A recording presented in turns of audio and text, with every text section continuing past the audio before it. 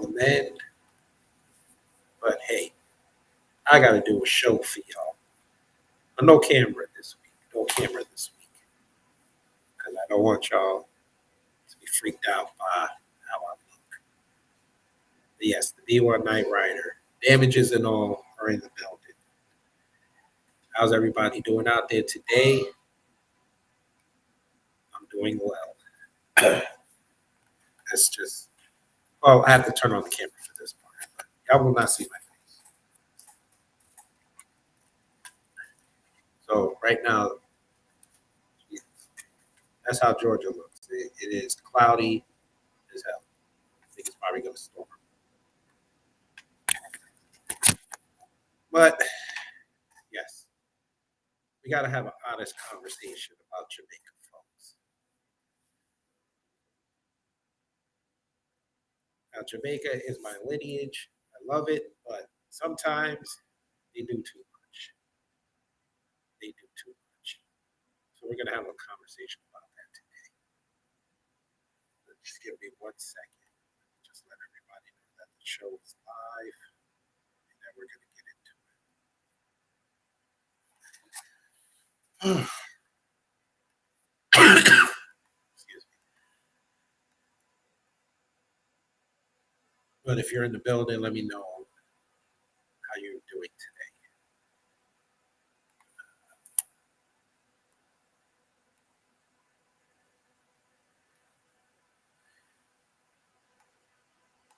While I do this, I am going to play something really fast.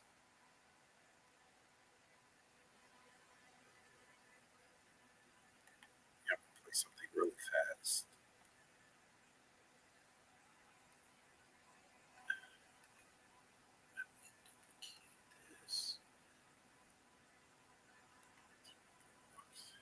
Y'all like this.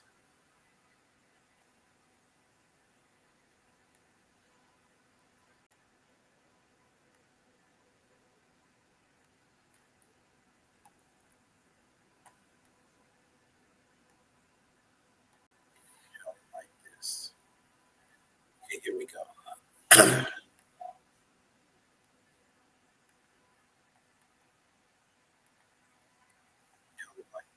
Girl, the queen is dead. Queen Latifah? No. Beyonce? No. Janet? No. Mary J. Blige? No. Lauryn Hill? No. Toni Braxton? No. Diana Ross? No. Tracy Ellis Ross? No. Monica? No. Brandy? No. Maya? No. Missy? No. The Spice Girl? Mel B. No. Alicia? No. Ashanti? No. Mariah? No. Celine? No. Girl, the Queen of England. Adele? No. Well, who the hell are they talking about then? Yeah. Girl, the queen is dead. Queen Latifah? No. Beyonce? No. Janet? No. Mary J. Blige? No. Lauryn Hill? No. Toni Braxton? No. Diana Ross? No.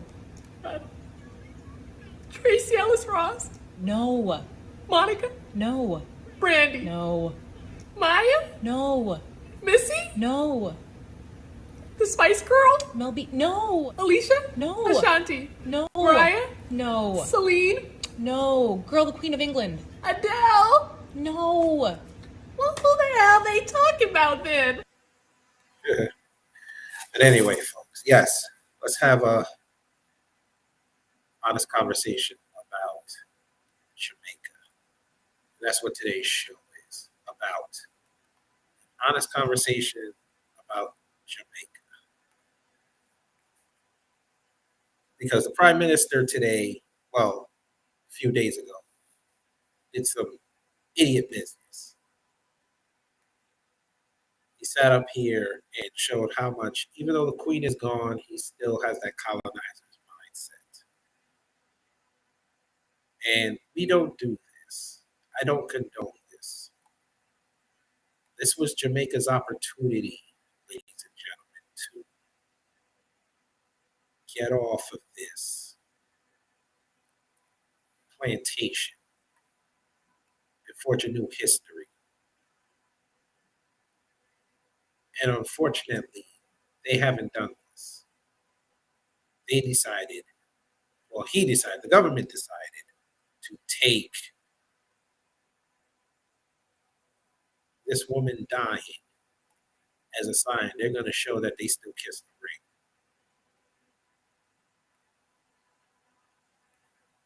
So let's begin.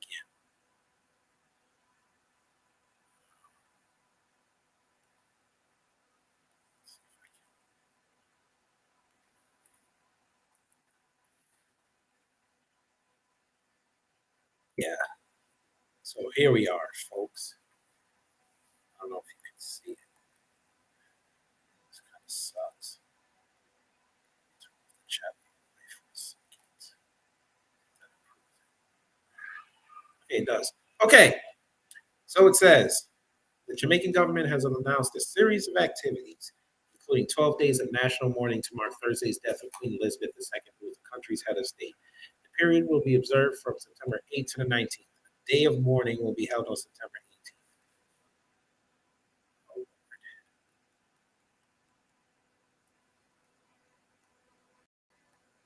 So here's all these events that they're planning on. It says Jamaica mourns Queen Elizabeth's death. 1. Period of mourning from September 8th to 19th. All flags on public buildings should be flown at half-mast to mark the start. 2. The day of mourning, September 18th. Only authorized activities related to the day will be allowed. All social events should be proposed. You ain't finna tell nobody in Jamaica on a Sunday they can't have a bashment. There's no way you're gonna get away with that. No way.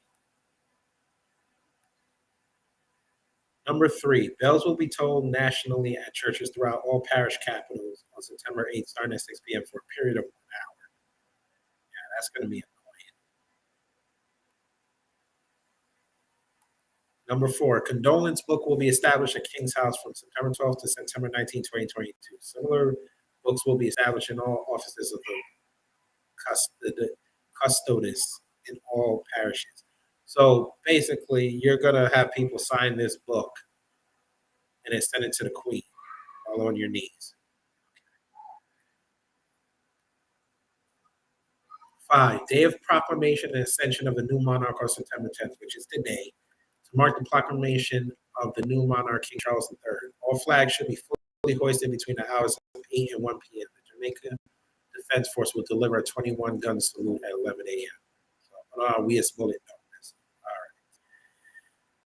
right. Number 6, memorial services. Further announcements will be made regarding the holding of the National Memorial Service and other official parish services. So y'all gonna shut down the country essentially because this woman passed away. Y'all are insane, Jamaica. Y'all are insane. What does this do for the country? How does this help the country move forward?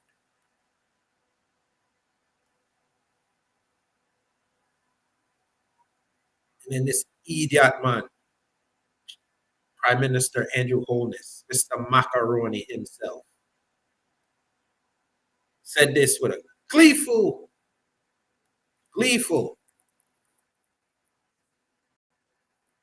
arduous tone in his voice.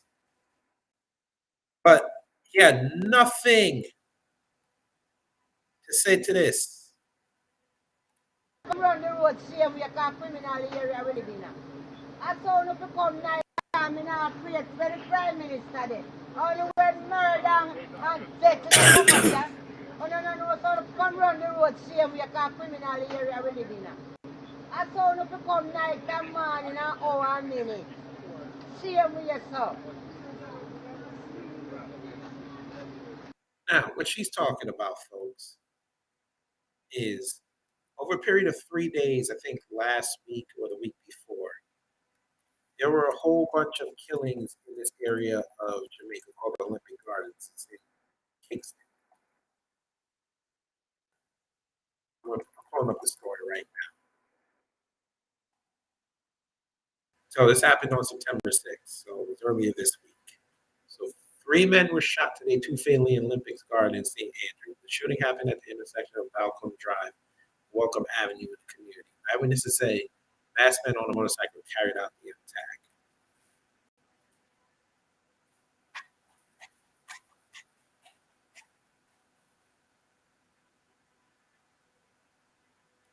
But you're worried about the Queen. You're not worried about your people. No, I'm serious, folks. Let's have an honest conversation about Jamaica.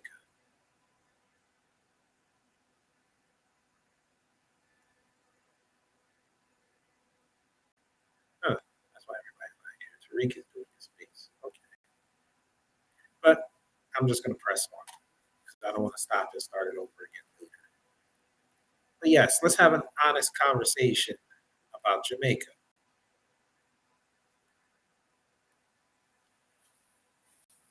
Jamaica showed their ass this week. Like I said, I figured they would have moved on, go forward in the direction of getting out of that British mindset, but no, they didn't. Well, I shouldn't say they didn't. The government did it. A lot of people I saw online say they don't want this. They actually want to know if the country's going to be shut down. Well, I feel so sad, man. And a nice lady. And we like how she walk, we like how she talk. And I miss her, and I feel it. So life goes on. It just said, all we have to do is just bury her and just give God thanks and praise. Blessed love. Seriously? How you know she was a nice lady? We're gonna talk about how nice she was to Jamaica, ladies and gentlemen. We're gonna talk about how nice this lady was to Jamaica. She have do her time, and the Lord take her home now. So I hope she repent and serve the Lord before she go. Understand? It's her time now. She'll live even past time. So that's how things goes. We all have to go one day. Well, her death, to me, if she qualifies the next 20 years, she could have see, but she just gone and just say go. But God go with her. I mean, I don't have any reaction to her death. I didn't expect her to die so suddenly. But, considering the fact that she would have been with us for quite a long while. But, I mean, I just hope all goes well for the country. Well, it has shaken us up because knowing that she was around for such a long time and she's one of the longest serving whatever. And, to lose her like this now, it leave back an impact, and we know we're not going to replace her, cannot replace her for the long service that she has done. So we feel it. Yeah, it has shaken us up. Well, I'll say I'm not surprised. It's been a long time coming. Not to say that she won't be missed or her service won't be appreciated, but she was 96, so it was expected.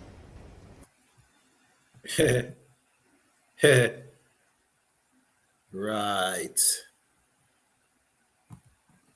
People came in the chat. Hello. Hello, RG Titan 901. Yes, they said that. CRU Realty. Hello. Hello. Yes, Jamaica is off code. Jamaica, you should know better than this. This Oman don't like people. What service? Service them up. CRU. It's called being busting it open for Buckingham Palace. That's what they call it. I saw Brother Hard Black Truth say that somebody down there that's making somebody said they're making the Queen Elizabeth II rhythm right now. I think it's going to be called Buckingham Palace, and everybody named Mama going to be on the rhythm. It's going to be slow ballads. Everybody singing their praises to the Queen. And I'm not going to download it because I'll be disgusted to have it on my phone. But yes, these are the Jamaicans. If I'm a Jamaican, I'd be on there laughing. I will be laughing. But of course, they weren't laughing. They were dead serious on this. They love forgot England. Yes, when Queen Elizabeth pulls up to pearly gates. Yes. God should be like, damn. Reggie Hill, hello. Jamaicans off code, black people off code, Nigerian president comments on Queen was not good. Oh yeah. Maybe later I'll go into the rest of the diaspora. Let's ask the question, folks. Now, again, this is just a small segment of the Jamaican population because I know the young people, they were doing bashments. They were happy. That is truth. They were happy that she was gone. From what I heard, there was a lot of partying and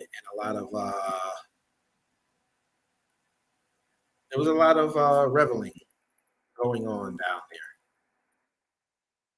But notice in that interview was nothing but older people talking about it because they still love England. Yes. Walk it like I talk it. Get it. Walk it like I talk it. Walk it. Walk it like I talk it. Walk it. That's how it should have been. But we know it wasn't. These idiots love them the Union Jack.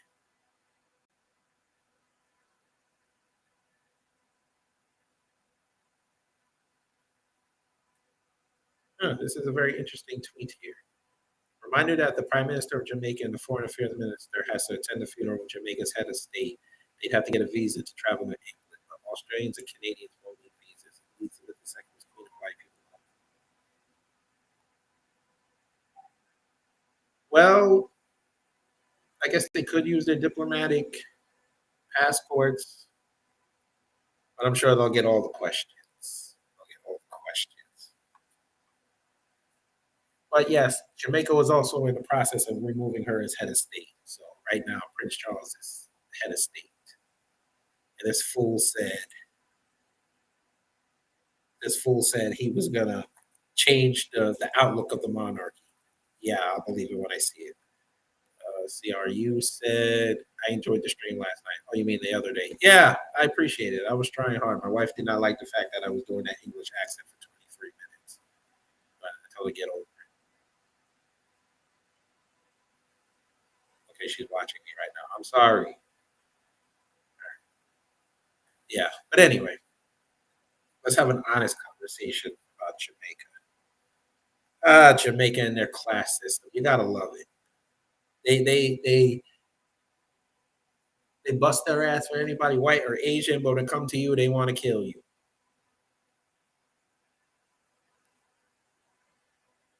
They want to tell you about your life. They want to go to your house and kill you. But we're supposed to understand that if you say something about this woman, you're the one that's wrong. You have no sympathy.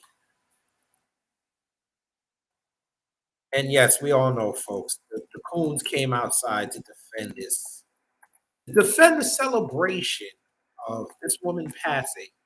The coons came outside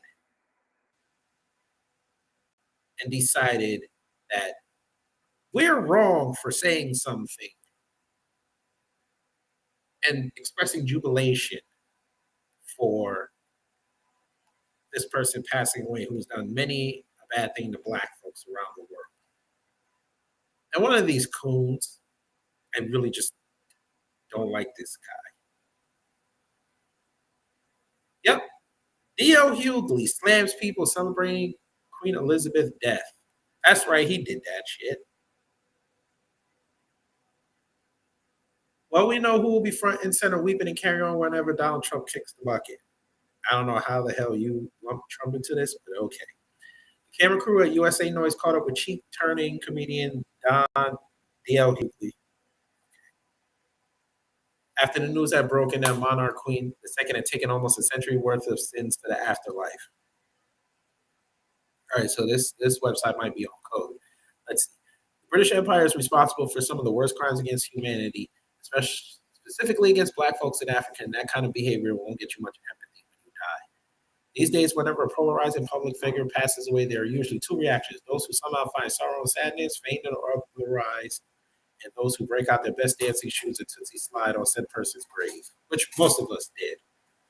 Hughley plays for the former team. When asked about those who are dropping post-mortem bombs of criticism against Her Majesty, Mr. Bleeding Heart hopped on his grandstanding soapbox and essentially called them soulless ghouls who lack respect and humanity. Hear it for yourself in the video below.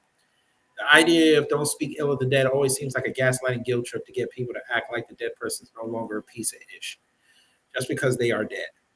Au contraire, mon chéri. Life status doesn't and never has determined the value of a person. Your actions, however, do. If you don't want people merely rocking on your tombstone, then it's best to live a life that is about helping people and showing love than to spend precious time lording over them with violence and subjugation. Seems like the Queen chose her path. These are the results. It is what it is. What say you? Do you agree with DL or not? Okay, they said it was down here. I guess the video doesn't work. So, yes. This man came outside and basically said that if we're dancing on her grave, he essentially told us to go to hell. Well, hell might be comfortable right now because when she got down there was a cold snap. Even the devil was like, God, dog. The devil had to put on a coat. The devil had to put on a coat. But again, I'm glad she's gone. Because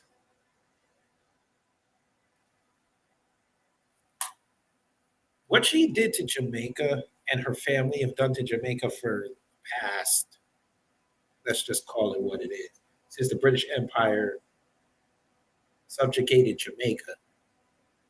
She had the opportunity for 70 years to apologize for those atrocities, but she benefited off of them. Yo, 103 Queen and hello. She benefited off the labor of Jamaicans. Whether it was the sugarcane, the tobacco, I'm sure she got cases of mangoes a year. But let a Jamaican want to come up to the UK, they ask you all kind of questions and put surveillance on you. Screw her. Trust and believe when this funeral of hers happens, I won't be watching it. Yes, I'll see the clips, but best believe there will be jokes because I don't care. What this woman has done to Jamaica it's unforgivable. And yes, we're going to put the blame on her because she was in power for 7 decades. She could have changed Jamaica's entry on the world stage, or at least assisted at the bare minimum. Didn't do that. But she showed up there 6 times to enjoy the weather, the food, and the subjugation of the people who see her walking through the streets and want to act like her. She can go to hell. And if you got a problem with that, I mean, that's on you. Oh, I know. I played it a little earlier. They are still colonial brainwashed. I might play it again. Them older folks sitting up there talking about, oh, she was a good woman, and you know she have to go with God and all that. God take care of her. What y'all need to do is take care of them airplanes that you're going to use to go get your reparations from over there. $500 billion. Okay, if Kenya can sit up there and ask for $200 billion, Jamaica needs to ask for $500 billion. Not just from her, from the Arabs, the Jews, the Dutch, the French, the Spanish, the Asians. Yeah. But this is where the problem also lies. I'm going to show y'all an article. Jamaica, we're going to have an honest conversation today. And after I talk about this, we're going to get into skin bleaching, the class system, all that dumb shit y'all practice down there. Now that she's gone, I need y'all to get rid of this stuff. But on your screen, folks, it says Queen Elizabeth's death stirs debate about colonialism, slavery, and British racism by USA Today, Rick Jervis. Let's see how much he skews this. The trip was supposed to be the equivalent of a victory lap, a week-long ceremonial romp through the Caribbean to celebrate Queen Elizabeth II's 70th year as a monarch. But the March trip by British Prince William and his wife Kate, the Duchess of Cambridge, was marked by protests, calls for reparations, and canceled stops. Demonstrators demanded formal apologies from the royal family for its links to slavery. Quote, during her 70 years on the throne, your grandmother has done nothing to redress and atone for the suffering of our ancestors that took place during her reign and or during the entire period of British trafficking of Africans, enslavement, indentureship, and colonialization. Members of the Advocates Network Jamaica protest group. Condolences and memorials emerged in the wake of the Queen's death on Thursday. Her passing also revived controversies surrounding her perceived lack of atonement for passage of the royal family, ties to its colonial past, and more recent racial embroilments. We do not mourn the death of Elizabeth because to us, her death is a reminder of a very tragic period in this country and Africa's history. The Economic Freedom Fighters of South African Political Opposition Party said in a statement, which I read on Thursday. During her 70 years as queen, she never once acknowledged the atrocities that her family inflicted on Native people that Britain invaded across the world. Elizabeth died Thursday at age 96, bringing an end to the United Kingdom's longest-serving monarch. Her reign spanned 15 British prime ministers, starting with Winston Churchill and 14 U.S. presidents. Calls for reparation from former colonial powers have been occurring for generations. But the backlash against Britain ramped up in the wake of the 2020 shooting of George Floyd and subsequent Black Lives Matter global protests, said Kehinde Andrews, professor of Black Studies at Birmingham City University in England. Okay, so y'all letting an immigrant tell y'all about this. Okay. Computer robots, hello. King Gravity, thank you. Telling truth, I love Jamaica, but it needs to stop love dancing, Bojangling. Yep.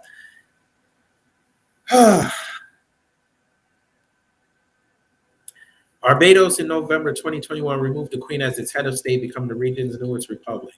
6 other Caribbean countries have signaled their intent to follow suit, including Jamaica. That was reported back on March 23rd. With Elizabeth's death, some question whether England should even have a monarchy, Andrews said. It shuts the former British Empire, he said. Its time has passed, I think.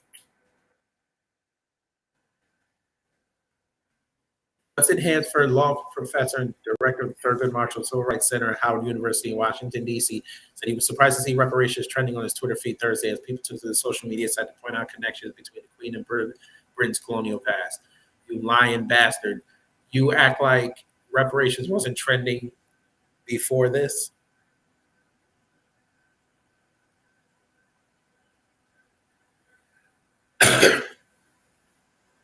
But, okay. Maybe you didn't get the connection. All right. The groundswell for slavery reparations for former British, African, and Caribbean colonies ramped up over the summer and will only amplify in the wake of Elizabeth's death, he said. Quote, this is a moment where the legacy of the British monarchy and as a result of the British Empire is being discussed at Hansford, who also sits on the UN's Permanent Forum of People of African Descent. That's not something that happens every day on a global scale. Okay, right. Talk to them Jews. I'm sure they'll tell you the US and Germany are still paying. I'm sure England is still paying too. So, yeah, there y'all go again.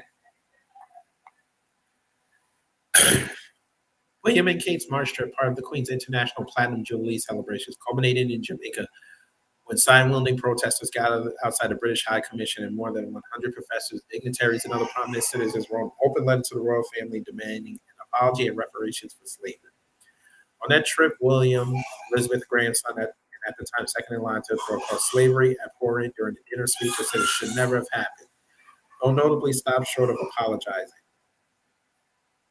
Some observers applaud the remarks, calling it a landmark step forward, but critics say it didn't go far enough. Quote, many of us are not charmed, Rosalia Hamilton, an organizer with the Advocates Network Jamaica, told the Washington Post at the time.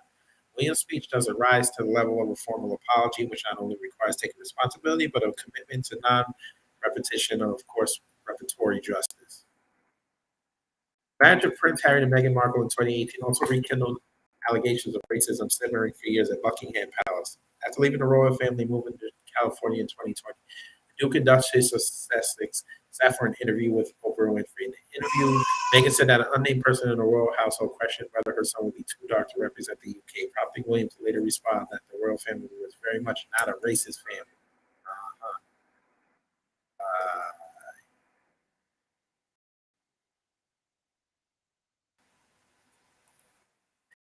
Though allegations of racism family in Britain's colonial past are separate issues, they are often intertwined.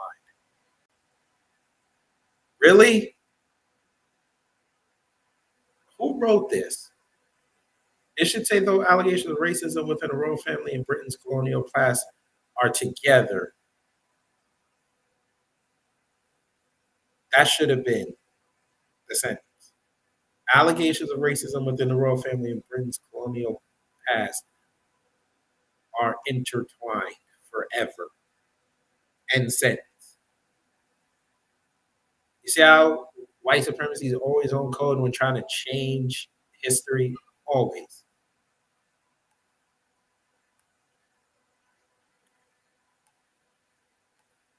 In June 2021, a group of students voted to remove a portrait of Elizabeth hanging in a common room at Magdalen College at Oxford University in England over concerns that depictions of the monarch and the British monarchy represent recent colonial history, sparking a backlash from pro-monarchy leaders. One of Elizabeth's enduring legacies is how she managed to skirt controversy over a long and storied reign. Really? Hey. From the brutal British suppression of the Mau Mau revolt in Kenya at the start of her reign in the 1950s to the recent revelations by Harry and Meghan, emerge unblemished. Really? Said Marcus Ryder, professor of media diversity at Birmingham City University. Quote, generally speaking, what has been amazing about the Queen is that these controversies have swirled around her. She's been able to avoid any of them tarnishing her. He said, whether her successor can do the same, who knows? Right. Right. Yo 103 Queen says, now that the Queen's son, Charles, in charge of our days, of our lives. Sorry. Old 80s baby. One that had his ex-wife off allegedly. Yeah. And like I said, he was granted monarch status today, and he said he's going to move the royal family forward and in a new direction. Yeah. I would love to see that bullshit. I would love to see that crap. But Jamaica, let's have an honest conversation. You Negroes shamed me this week. And like I said before, a lot of y'all weren't doing this. A lot of y'all were celebrating. But the fact that the older generations are the ones leading and supposed to be teaching you guys how to move in this world, but they gave y'all a colonizer's mindset. I have to put the blame on everybody.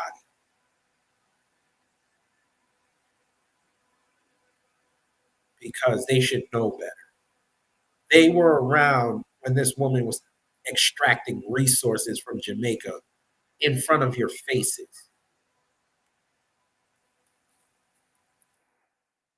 This woman took untold billions out of your family's mouth to enrich her lifestyle. And y'all sat up there and accepted the fact that you could go to the UK whenever you wanted as compensation. So you guys can go to Brixton and Dorchester and be amongst your people and eat jerk chicken off a high street. That's what y'all cared about. All them times, all the people go up there and go hang around, take pictures at Buckingham Palace. Not now one of y'all came up in there and got arrested for trying to give her the reparations document.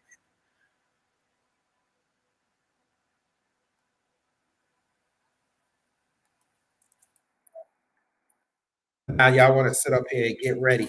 Some of y'all out there probably looking up plane tickets so you can go up there and watch the funeral.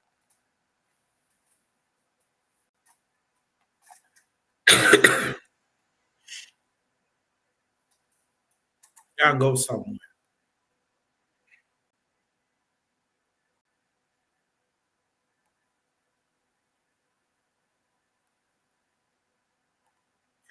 Queen said, I understand the Windsors own still plenty of land. Oh, yes. On plenty of land all over the planet. Yep.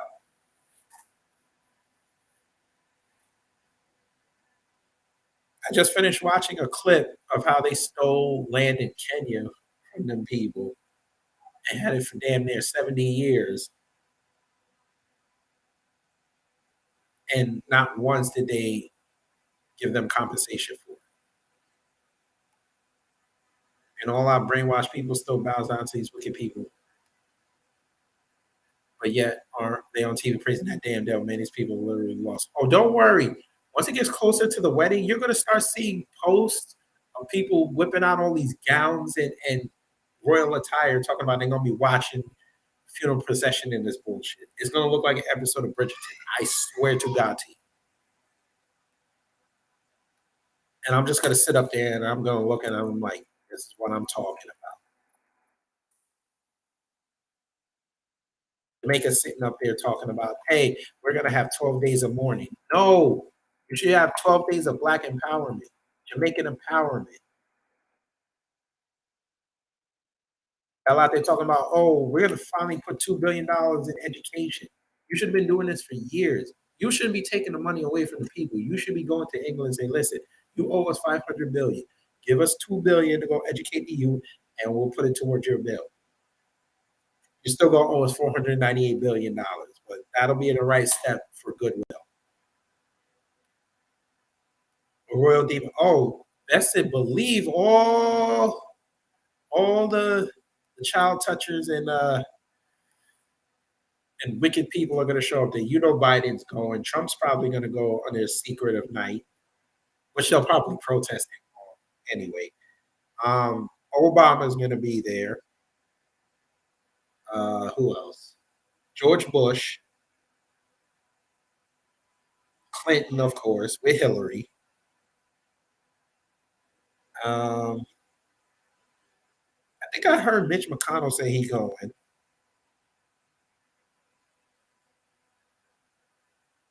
What else did I hear was going? I'm sure Kamami's going because she has to go talk to Megan. Because you know Megan gonna show up. She'll probably be like in the last row.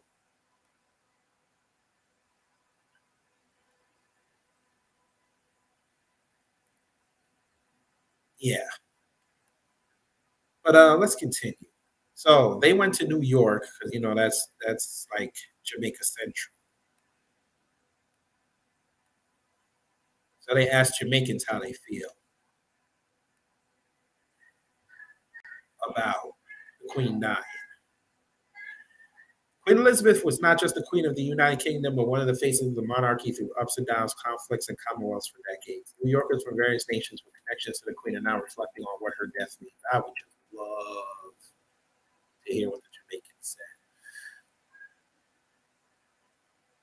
CBS 2's Tim McNicholas visited the bustling Brooklyn Terminal Market, which I used to live around the corner from, where thousands of New Yorkers from the West Indies go for their grocery shopping. Friday shoppers and employees from Jamaica were reflecting on the Queen's death. Now, quick thing about the Brooklyn Terminal Market, that's owned by not Jamaicans. That's owned by Nigerians and Spanish folk. Just a little history and trivia for you. Here we go. He already cooning. She treat us well. She look out for the country. She treat us well. She look out for the country, Ryan said. Charity always donating and stuff like that. See what I mean?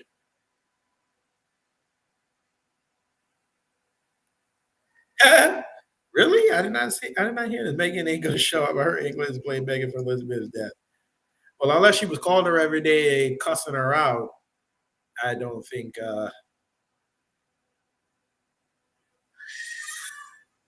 I don't think we should blame her for Elizabeth's death. That's funny as hell. Computer robot said Jamaica needs to wake up. Jamaica. I think they're in a. I think they're a victim of the Matrix. We're going to miss her. She's a wonderful person. Marie Hamilton said. Jesus Christ. Martin, who worked security at one of the market stores, remember catching a glimpse of the Queen when she visited the country in 2002. She was still regarded as Jamaica's Queen, now a largely symbolic role until her death. What? What did this asshole just say? She was still regarded as Jamaica's Queen, now a largely symbolic role until her death.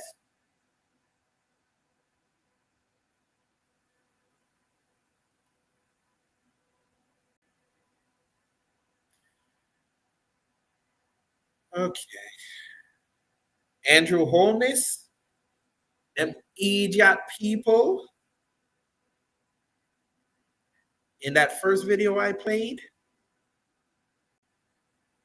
And now these two, this idiot who just said this, I'm sorry, but double coon ain't gonna be enough for this one. I'm sorry, folks. Double coon is not gonna be enough. We're going to have to up it. Triple coon.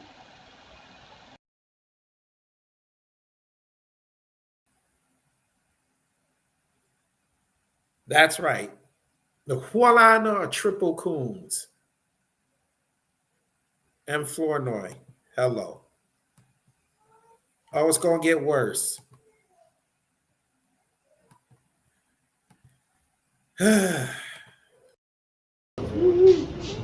Answer. That's right. Triple coons. And the reason you guys are getting the triple coon award is because you know what this woman's done. Number one, and you're ignoring it.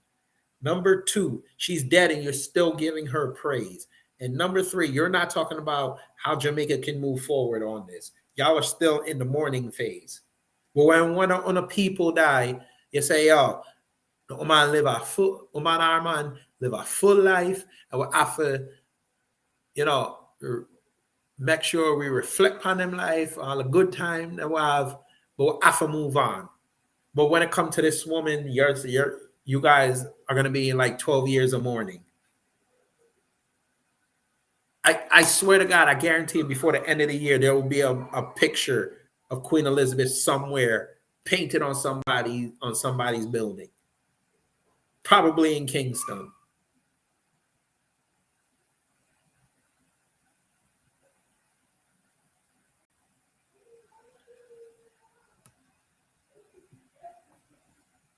One is the worst, It was good because everybody was excited to see the Queen, so it was a very good thing. Idiot.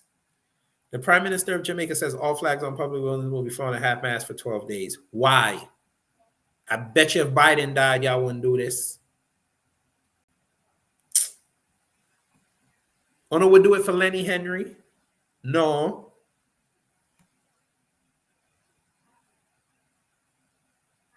Make sure say you do it for Oliver Samuels when he pass on. Just make sure.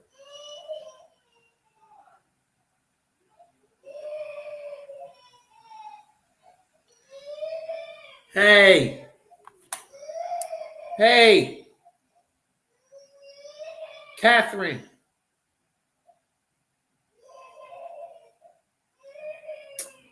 What's going on with her?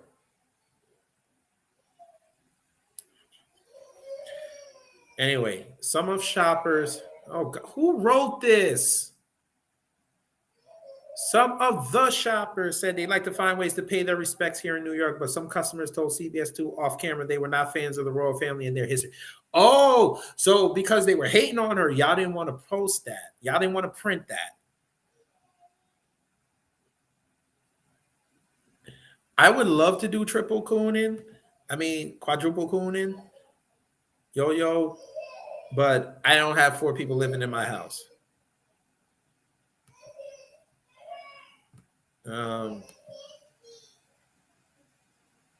I'll check. We'll wait. Give me 1 second. I can tell this Jamaican prime minister is not going to ask England for reparation. Oh, we're going to get into wholeness and his dirty deeds. Mr. Macaroni himself. Anyway, let's continue. This includes Leroy Cummings, who moved to New York from Barbados in the 60s. Okay, we'll go to Barbados. There's little things that we're concerned about, reparations and all the different things that occurred. But on behalf of her and her family, my condolences go out.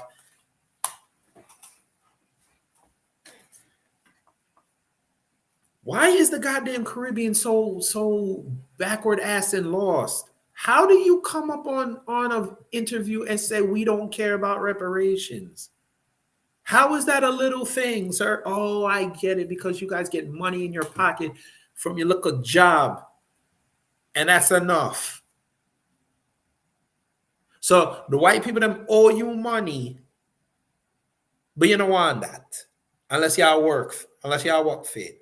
But make I say, yo, let me borrow $10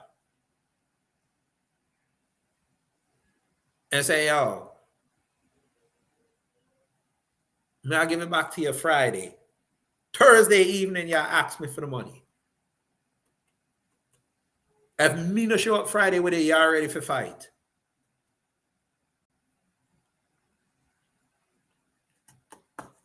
Couldn't be me, folks.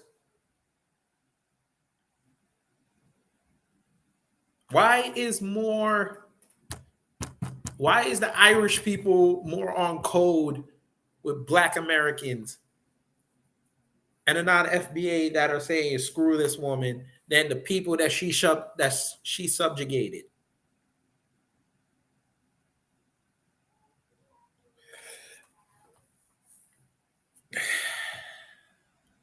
In Yonkers, the Queen's death was the talk of the tavern at Rory Dolan's. Waitress Maria Friel from Northern Ireland says many of her friends and families resent the Queen, but not her. Here we go. I thought she was a great woman. I technically look at her like she was a grandmother. She was a mother, and I'm kind of looking at that aspect of it more so than growing up in the North and being bitter, Friel said. Oh, yeah, y'all proxy war with England. Yeah, okay. As for Martin, we love the Queen in Jamaica. You hear him? They made sure to put that right at the end. He said his family back home is mourning the Queen as well.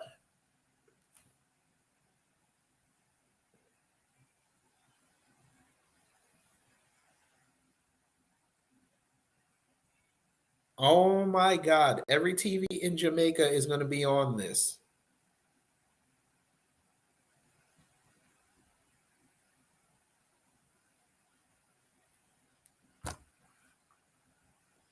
How much you want to bet Sherika and them probably just got asked to go up there to represent Jamaica?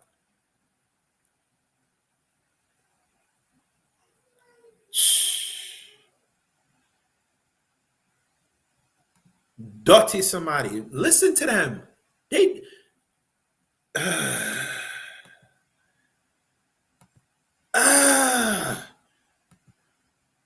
And Flournoy said the government set up the middle class for whites, gave them land, gave them cash. Yep, gave them a whole bunch of stuff.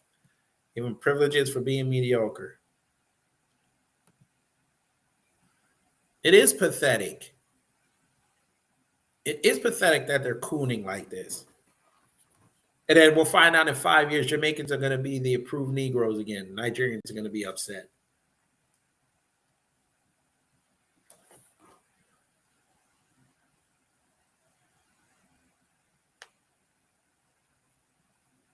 Unbelievable.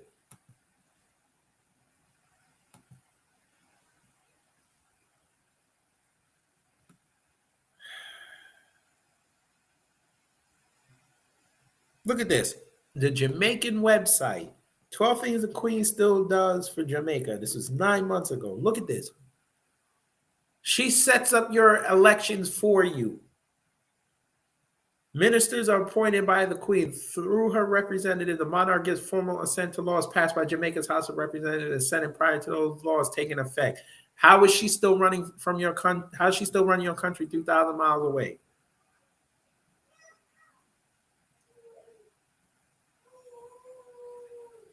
The Queen performs various public and private functions in Jamaica and on behalf of the country abroad. As the Queen of Jamaica, she has guardianship of foster children known as crown wards. I wonder how many of them are serving in the palace right now. The Queen confirms awards of the Jamaican honor system. The monarch's governor general has the authority to discipline civil service officers, local government officers, and police. Yeah, that would have been nice to clean up Jamaica's corruption with the cops. Yeah, okay. Through her representative, she can grant those sentenced to death, but must act on the advice of the Jamaican Privy Council. Her governor general appoints members of the services commissions that decides appointments, disciplinary control, retirement benefits for public services. The governor general, on the Queen's behalf, appoints and performs the swearing in of the prime minister, the opposition leader, cabinet leaders, attorney general, chief justice, court of appeals president, and judiciary members. The monarch supports Jamaican programs and initiatives that foster the development of youth entrepreneurs, crime reduction, youth in agriculture, and illness prevention. Bullshit. Jamaica is one of the largest has one of the largest number of murders in the world. So how is number 11 doing anything to prevent that? The Queen remains neutral in political matters, right? Because she has somebody else that she feeds her agenda through.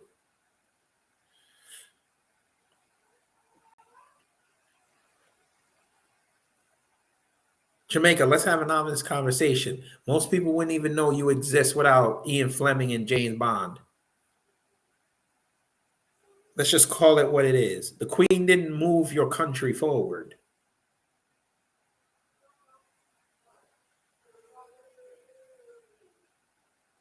It took a man writing a book and a film company to make Jamaica profitable. Make people want to go to Jamaica, check it out. Your country, do you understand Jamaica?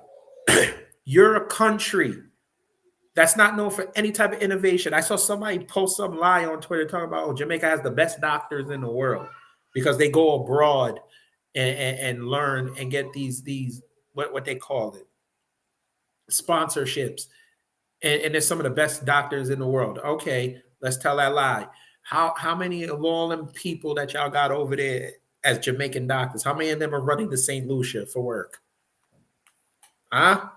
How many of them are working hard to get visas to go to Florida and become doctors? New York.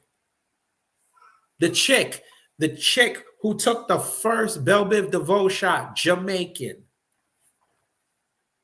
Huh? Let's have an honest conversation here. When you get cancer in Jamaica, they can't treat you there. They more likely tell you, if you got the money, go to Miami. I had an uncle die from stomach cancer. They didn't know what to do.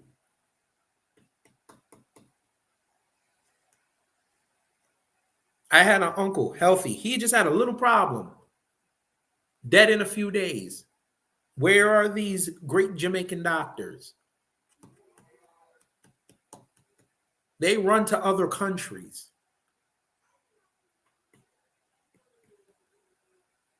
So great that all these people dying in Jamaica, and all of a sudden now, y'all wanna hype yourselves up.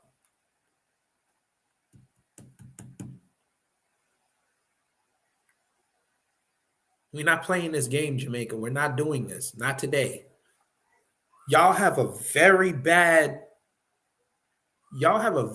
track record of lying on yourselves.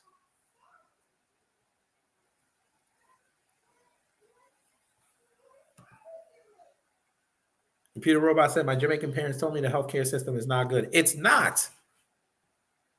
Have you seen? Okay, fine. Jamaica, since okay, see, you guys want to play this game. I don't care. I need this exposed. Would you like to see something? Now, these pictures are from Jamaica Hospital in Queens.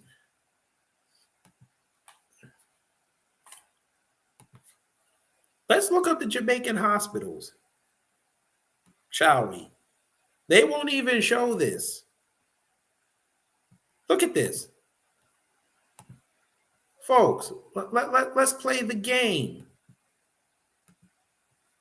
Since we want to be, hey, Jamaica, since you want everybody to be honest and give you the goddamn respect that you think you deserve, hey, let's talk.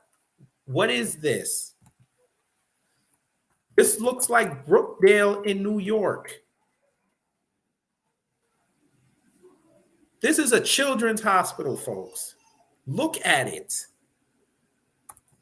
Let's have a conversation here. I went too far.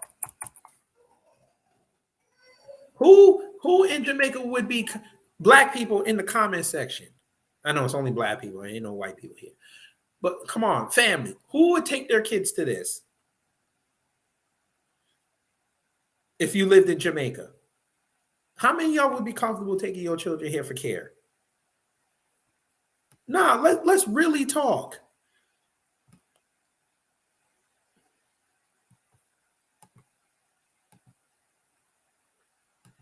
Look at this. I'm looking at a story right now, folks, just looking through the pictures. They're talking about they're going to shut down Cornwall Regional Hospital. I don't know where the hell they did. Where is it? Hang on. Oh, motherfucker, I closed the wrong thing.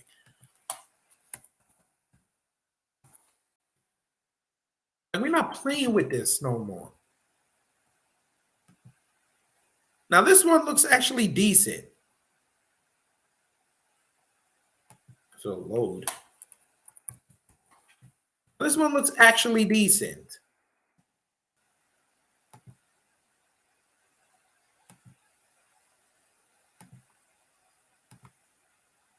Now this one here actually looks decent. Mandeville Hospital. Okay, that's a rich area. Mandeville's a rich town. But look, it looked decent. I ain't feeling the pink though, but it's decent. I don't know if y'all can really see it. Let me see if I can zoom it in somewhere. Yeah, look at that. That looks fairly decent. Like you'd feel comfortable taking your family there.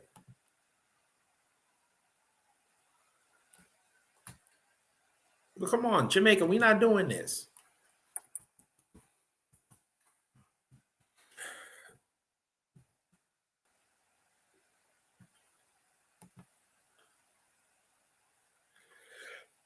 Look at this. Jamaica hospital yet to benefit from $100 million raise at 2018. What? 2018 Shaggy and what? Shaggy and Friends charity concert. $100 million raised. So where is that money? Almost 2 years after the successful staging of the biennial Shaggy and Friends concert, the Bustamante Hospital for Children is still anxiously waiting to receive the benefits from the charity event, which reportedly raised $100 million.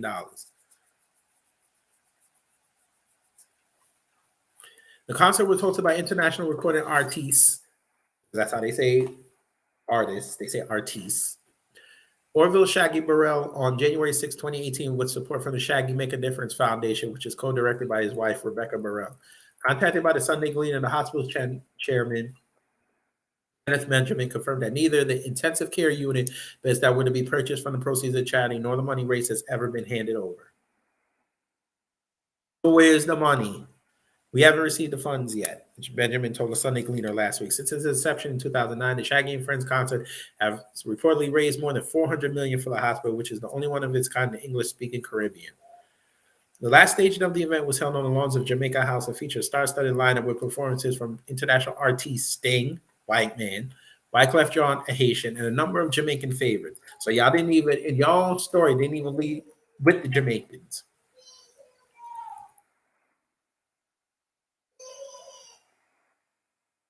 Say less. In addition to money raised from tickets, which were sold for as much as $26,000, several sponsors came on board to support the charity concert. A symbolic check for $100 million was handed over to the hospital at its Arthur Wint Drive location in February 2018. Last week, Rebecca Burrell acknowledged the money has yet to be handed over to the hospital, maintained it was never the foundation's practice to give the hospital the money that is raised. What? Wait. What? Let's read that again.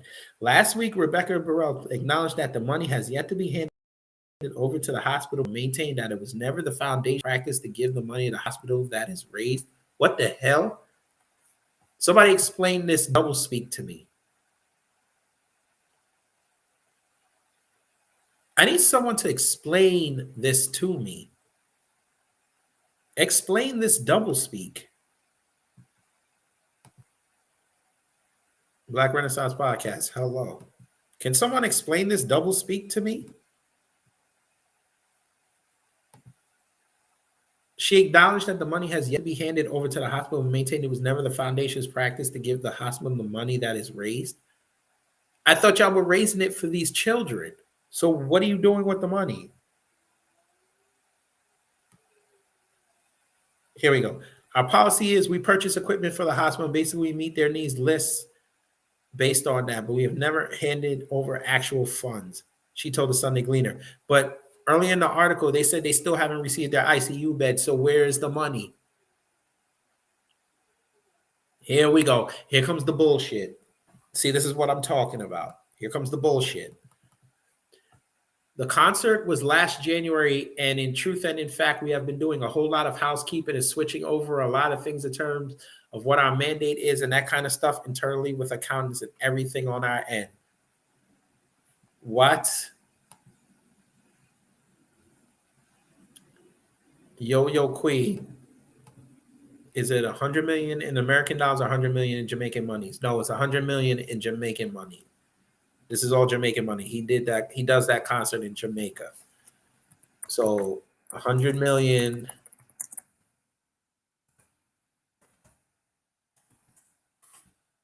Jam to USD.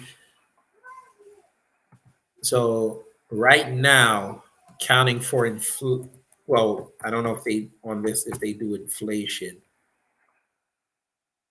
So right now, hold on, let me just make sure. Okay, so 100 million Jamaican dollars. Wait, is this even the right one? Wait, why does it say crypto? Oh, this is crypto. Sorry.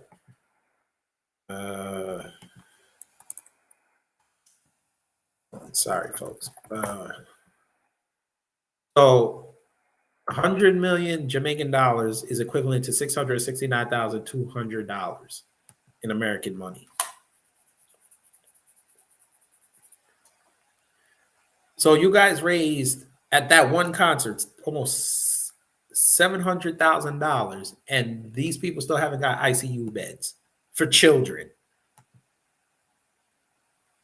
Now on a claim, y'all raised 400 million. So you've raised almost 2.7 million American dollars for this hospital, and they haven't received anything in the way of a form of compensation. Jamaica, let's have an honest conversation. What is this? Why y'all not calling Shaggy out on this? She added there, it has just been a series of events that has delayed us, some on our part, some on the part of the hospital, and how things are done down there. What? So y'all not even down there checking where y'all money is and where it's going.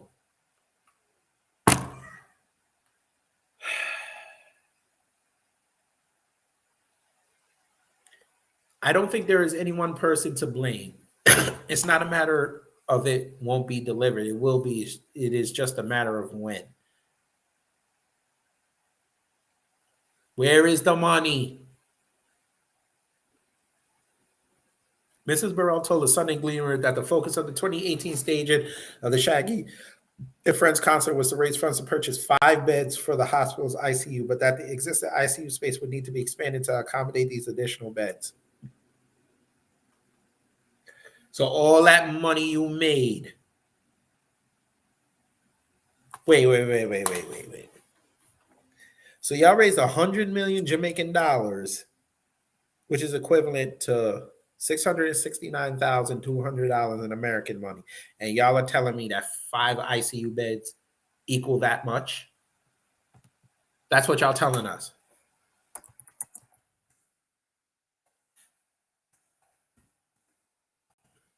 Let's see how much an ICU bed costs.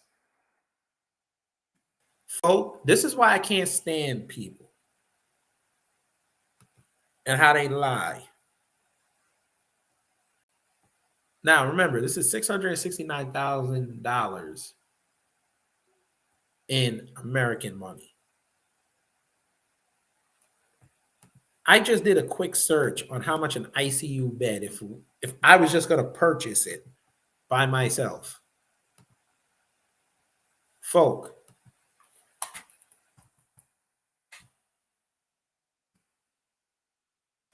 you can buy it on eBay.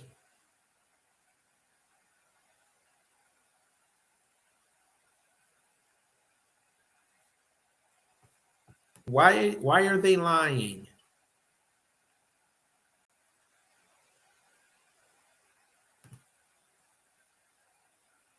You could buy thousands of beds with that money and send it to all the children's hospitals in the country and still have money left over. $2,000. Okay, let's play the game. This is just a regular ICU bed. Let's look up the kids one. Let's see if they even have any.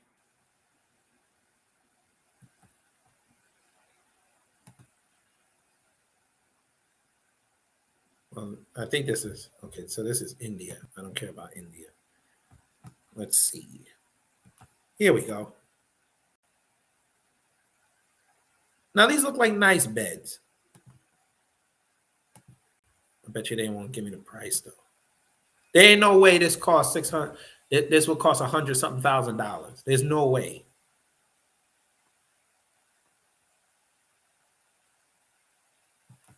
There's no way.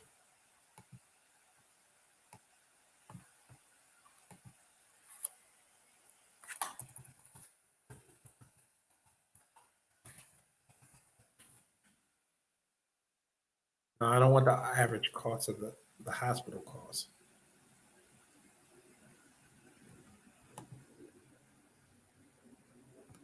Let's see.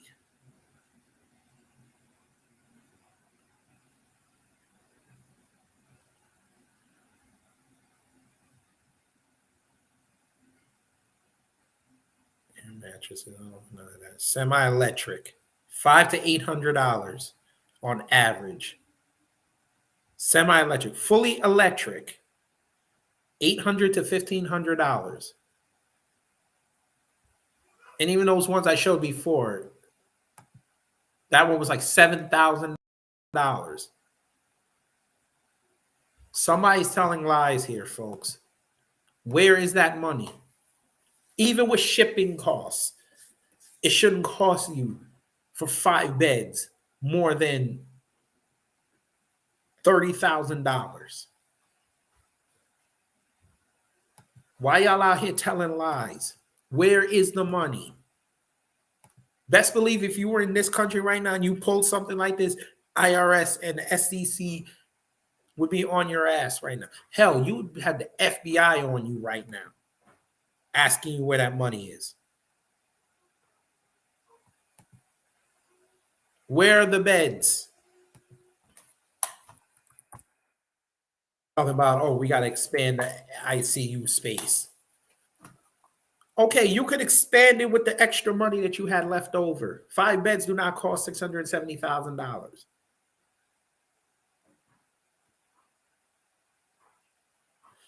Hospital administrators were hoping that since the plan has not yet been realized, the money could instead used to be fund more pressing needs, such as the purchase of beds for the wards.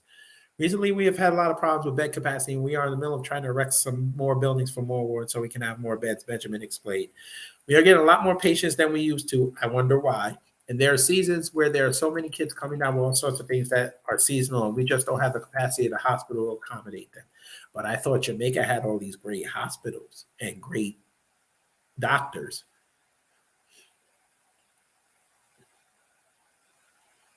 They shouldn't even be admitted to the hospital. They should be in the emergency room, figure out what's wrong, and then go and send them home with a script.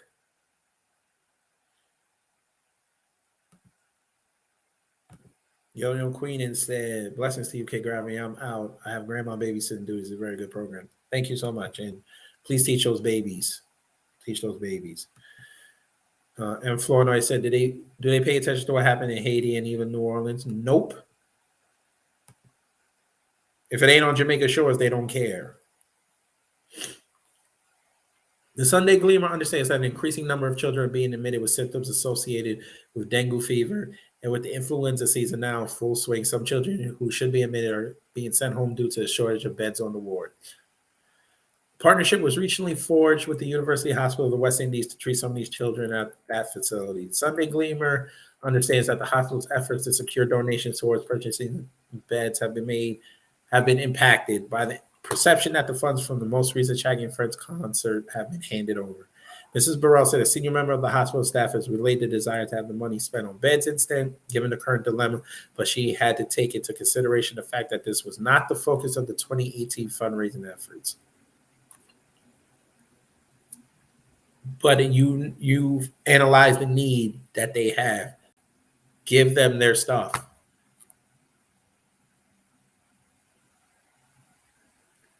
The foundation's co-director said, however, that based on recent dialogue, Shaggy has expressed his intention to use a portion of the money earned from his performance in the upcoming Little Mermaid live production to purchase beds. The multi-Grammy winning artiste has stated in a previous media interview that there will not be a 2020 staging of the Shaggy and Friends concert because of his busy schedule. Mrs. Burrell said, the foundation usually goes to a supplier overseas to purchase equipment for the hospital following the fundraising concerts, and these are then shipped to Jamaica. She stated that while the majority of the equipment is new, some is refurbished. Again, they still do not cost $670,000, man. Stop it. She further explained that one of the reasons for the delay in purchasing the promised beds for the ICU unit is the fact that they were still focused on purchasing equipment for the catheterization laboratory, or cath lab, which was officially opened in April this year. So you guys don't think that if you're opening a brand new lab, you have all that stuff ready to go? Jesus Christ. The lab is part of a multi-million-dollar investment made by several partners to enhance the delivery of cardiovascular services to children. So y'all just screwing the youth down there. I can't read no more. I can't read no more. This is unbelievable. I can't read no more. You raise money at a concert for children. Admitted in there, you buy stuff that's new or refurbished, and try to tell us that it costs almost $700,000 for 5 beds when I just looked up beds off a whim, and at most they'll cost 10 grand, and you get it from overseas, so the shipping could be another couple $1,000, but that still would not even equal if you do it 5 times up to that at $669,000.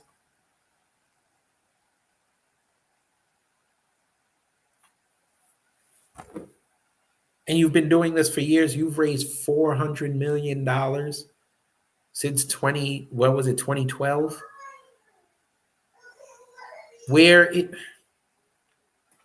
Y'all got it. Y'all got it.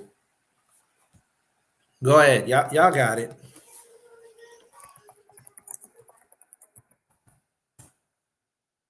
Y'all got it. This is y'all.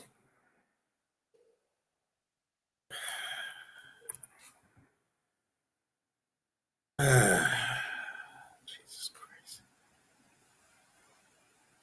Unbelievable.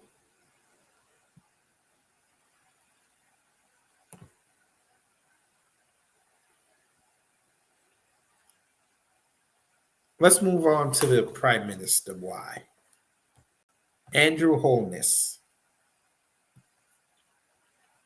He pulled himself an Obama.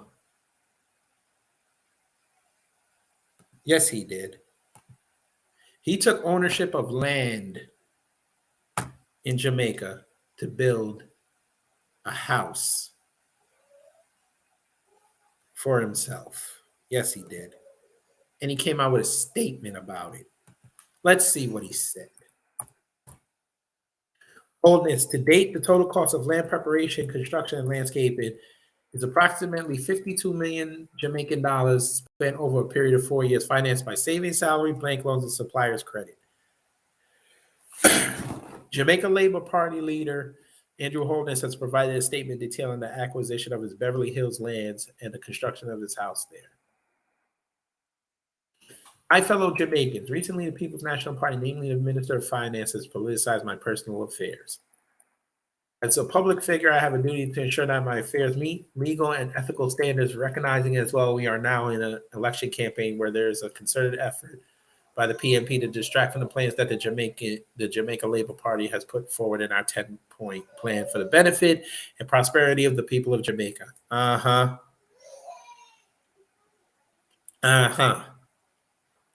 will answer these questions, but first, for the sake of completeness and transparency, we too have questions to ask Dr. Phillips and the PNP. Dr. Phillips, as a parliamentarian earning practically the same salary as the leader of the opposition, how did you afford the house you presently live in, which is valued at multiple times your salary? Here we go. So instead of answering the questions that they presented, you're going to start pocket watching.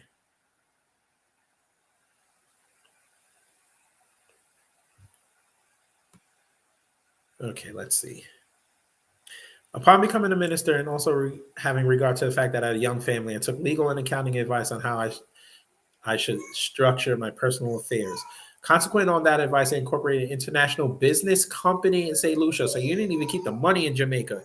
You took it to St. Lucia, you got it. Hold on one second.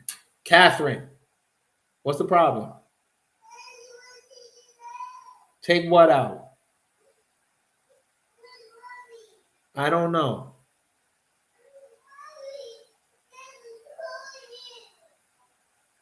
Catherine, calm down. Calm down. Thank you. This course of action is common practice. Oh, God. This course of action is common practice, particularly for estate planning purposes. The name of the company, AdMat, is a combination of the names of my two sons, Adam and Matthew. I am the sole director of the company, and the company has 3 shareholders, being my sons and myself. This company was registered in 2008 and declared to the Integrity Commission that year. Everything I own is in physically Jamaica. In late 2010, I started negotiations to purchase a piece of land to construct my family home. In 2011, I made the first of 4 payments on the land. Payments were completed in August 2011. The title was transferred in July 2011. At the time of signing, I did not write any statement saying signed by loan and visit to Jamaica. Funds from my account at JMB and Stocks and Securities were used to finance the purchase of the property in September 2012. We began preparation of the site for construction, which involved excavation of boulders and fragmentation of rocks. The resulting stones from this process were used to construct retaining, facing, and boundary walls. The initial phase was financed from my savings, salary, and suppliers' credit of approximately 3.8 million Jamaican dollars. The initial phase cost approximately 8.6 million Jamaican dollars. The second phase was the actual erection of the structure. This happened during 2013 at a cost of approximately 35 million Jamaican dollars, which was financed by a $10 million home improvement loan from Scotiabank, a $3 million mortgage from Jamaica National, and suppliers credit of approximately $15.6 million. My wife, being a real estate developer, has established credit lines for the supply of construction and building material and equipment rental. The supplier's credit came from this source. In 2014, we completed all major construction in that year, spent approximately $9 million financed by salary savings and supplier's credit. In 2015, there was no significant construction activity as the project was subsequently complete. To date, the total cost of land preparation, construction, and landscaping is approximately $52 million spent over a period of 4 years, financed by savings, salary, bank loans, and suppliers' credit. Currently, I'm servicing debt repayments to the banks and to suppliers. So you went into debt over this. Okay. All of this has been declared in my annual integrity reports, which has been filed within the statutory time frame. My report for the year 2015 will be filed by March 31st, 2016, as required by law. So in the interest of transparency and integrity in public life, I have disclosed an unprecedented amount of personal financial affairs. Furthermore, our government will be committed to transparency. The coming days we will be publishing the Jamaica Labour Party's plan to address corruption. I have now met the demands of the People's National Party. I look forward to debating Mrs. Simpson Miller soon.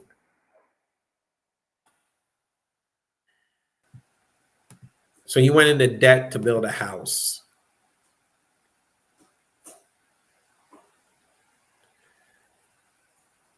Yeah,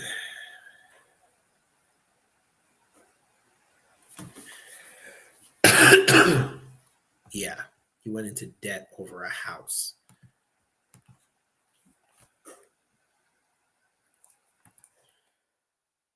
Y'all can't make this up. Yeah. Jamaica had so much corruption, but it learned well from the UK. Mr. Macaroni himself.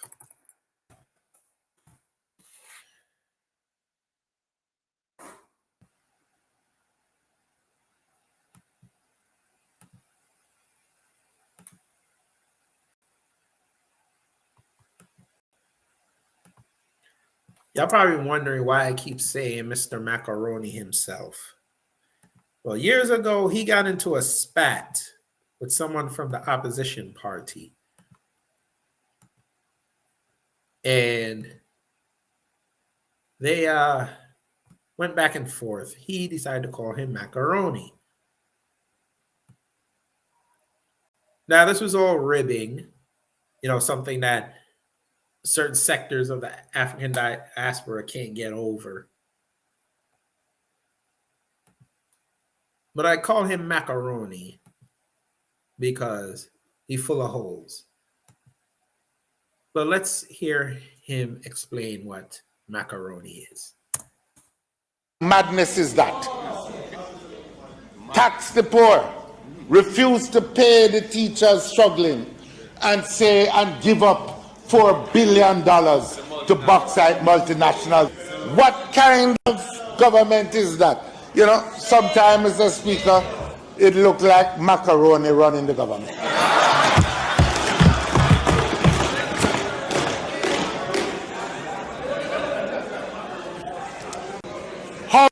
The leader of the opposition spoke about macaroni.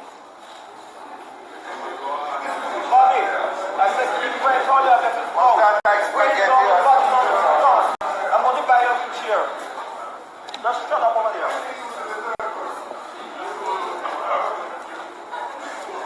And Mr. Speaker, we couldn't figure out who he was calling macaroon or who he was referring to. But Mr. Portland found macaroni.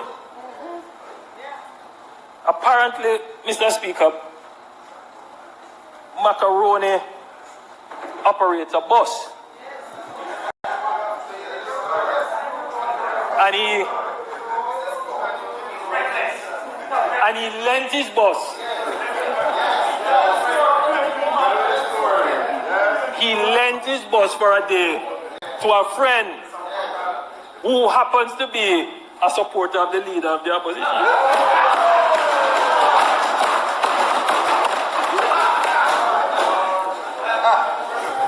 And the friend, Mr. Speaker, the friend crashed the bus.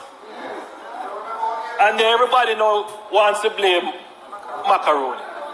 I mean, the story is just so ironic, apropos. I mean, the story is the leader of the opposition in his presentation tried to blame the government for everything. But the truth is, what is the truth? That it was we who drove the bus and wrecked it and created the problem. It was you who was driving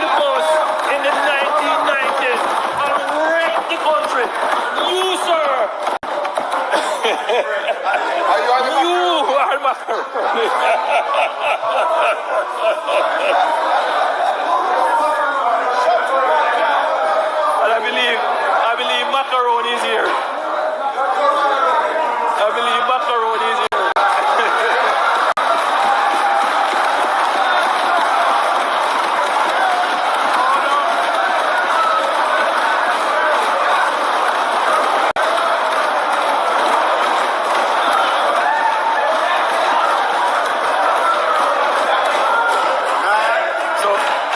So macaroni.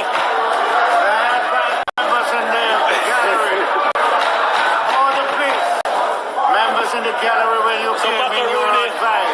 Macaroni gave me a message. Him said, leave him alone. Don't call him name. All right?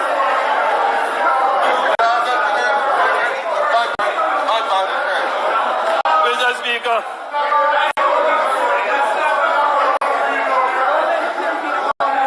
Mr. Speaker, I have so much things to say, but the hour is what it is, and I'm going to scrap the rest of the speech because there's so much to report, so much good news to give to the country about the actions of this government, actions yielding prosperity.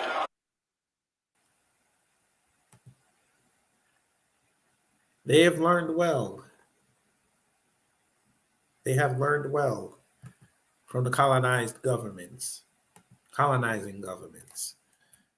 on how to blame everybody else for what they're overseeing. Instead of them saying, hey, let's be the government that's really going to work for the people and push the people forward.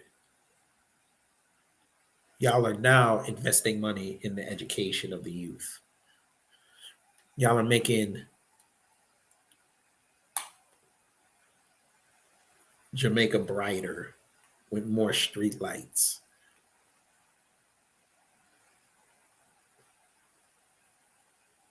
Yet we still have people in Jamaica, all this money. There's still people in Jamaica that have to leave their house to go in the backyard to use the bathroom.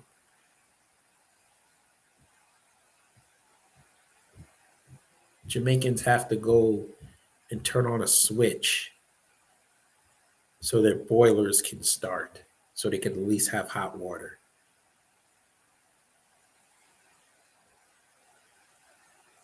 But you're up there preaching how you're helping the people.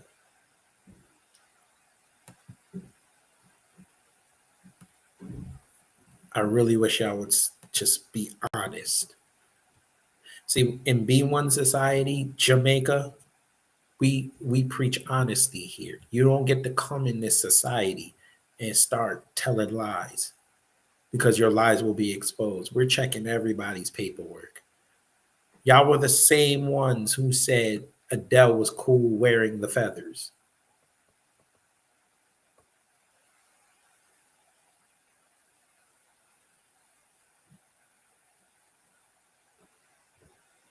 But let's ask the question. Would she have wore something that represented Jamaica on a day that it wasn't carnival? See, when my wife showed me the picture, I said, I don't care. And she'll even tell you, I said, this is how Jamaica is. They just don't care. Anybody representing their culture, they're okay with it. So they won't even understand when somebody's disrespecting it. I'm not saying Adele at that moment was disrespecting it, but they wouldn't understand if somebody was up there disrespecting their culture. But let's really talk Jamaica. Let's have a conversation. Y'all want to run around here and join in these discussions about who the hell created hip hop in America. Let's ask the question, ladies and gentlemen. Now, for everybody in here that's grown up in the 90s, put a 1 in the chat. I want to take y'all down memory lane real fast before we get into the Twitter business. I have a question. I need something answered. Jackson Harlem, hello. We got a lot to talk about. Yes, I'm Flournoy. We got a lot to talk about. It's time to really start talking to the African diaspora, telling them to wake up. This is a turning point in American history, in the diaspora's history. It's time to get out of that colonized mindset. I told y'all, these midterms are going to dictate the future. If y'all screw this up, we're done.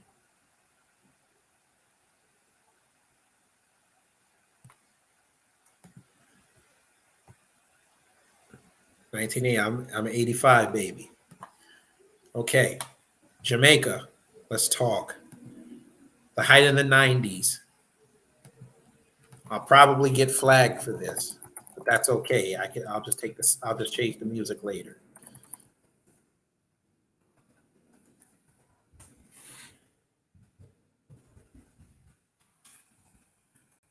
Who remembers when we would watch TV and the old Jamaican ads would come up saying, "Come to Jamaica"? Who remembers those? They would always have the brown skin chick, Miss Bronin, underneath one of the waterfalls. Computer Robots is a 1990s baby. Okay. So I'm sure you've seen these. Let's have a conversation. Jamaica. James Bond got y'all hot. Steven Seagal allegedly went to Jamaica in Marked for Death. Let's have a conversation.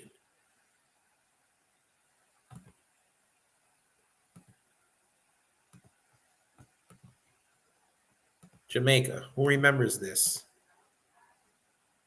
Welcome to LSB Feasters Radio.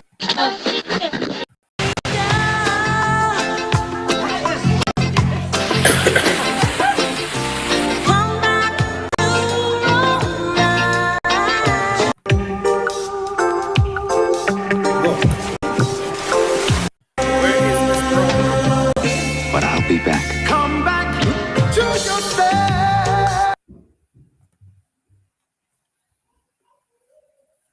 Jamaica. These ads were dominating for 20 years.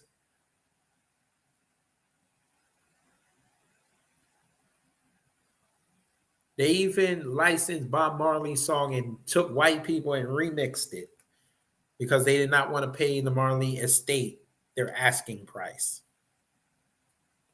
Y'all don't want to have this conversation with me right now. I'm going to wake y'all up, though, because as someone who rocks the green, gold, and black, I gotta tell the truth here. Hey, my crowd, when's the last time you see one of these commercials on TV?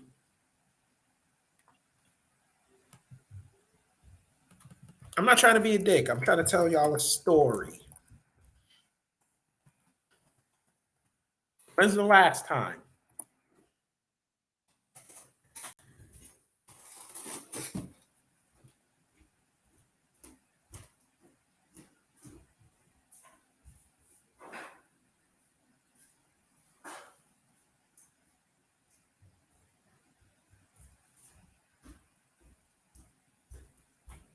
Queen loves y'all down there so much. She's not even pushing for Jamaica ads to be put up anymore. But all of a sudden now we're seeing Discover Puerto Rico.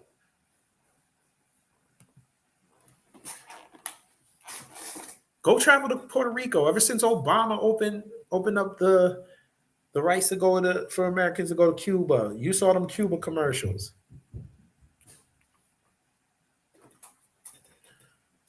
Jamaica, all that, your economy is largely based off exports and tourism. I don't see y'all pushing that. Y'all are depending on people online saying they're going to go to Jamaica. I mean, granted, that's free advertising, and everybody needs that every now and again, but especially coming out of this global scamdemic, Y'all should have been pushing the fact that y'all need people to come back to the island.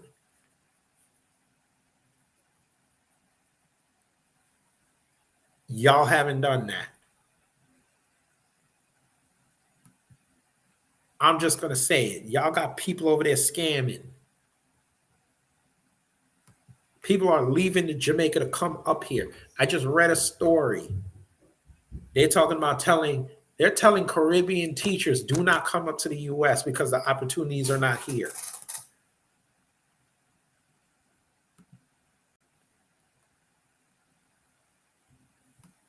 Jamaica, I'm trying to tell y'all a story.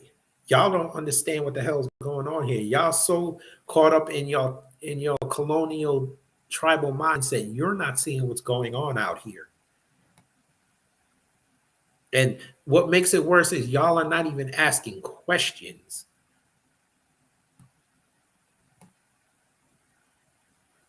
The most noise I've heard y'all talk about in regards to reparations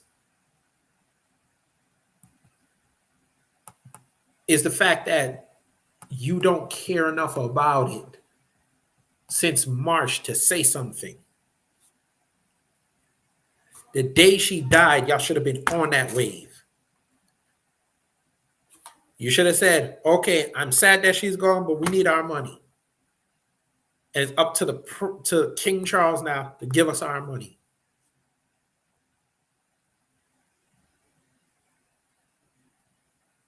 Y'all didn't do that. Y'all said a statement in March when reparations was really starting to make traction on Twitter. Y'all figured y'all joined the conversation. Y'all got praise, got yourself some attention, but then y'all shut up and didn't say anything about it now. Now that it's 5 months later, she's dead, and y'all still haven't said a word. Gonna go right back to daggering and worrying about dumb things and shooting each other. Y'all don't care. Then you got these idiot old generation talking about, I don't want that. But she's my queen. Newsflash, the queen works for the people.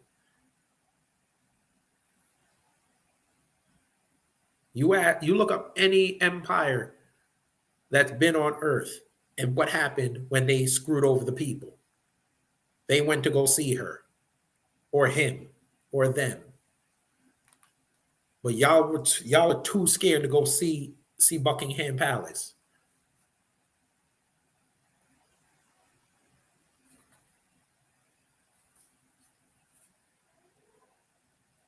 Let's have an honest conversation, Jamaica.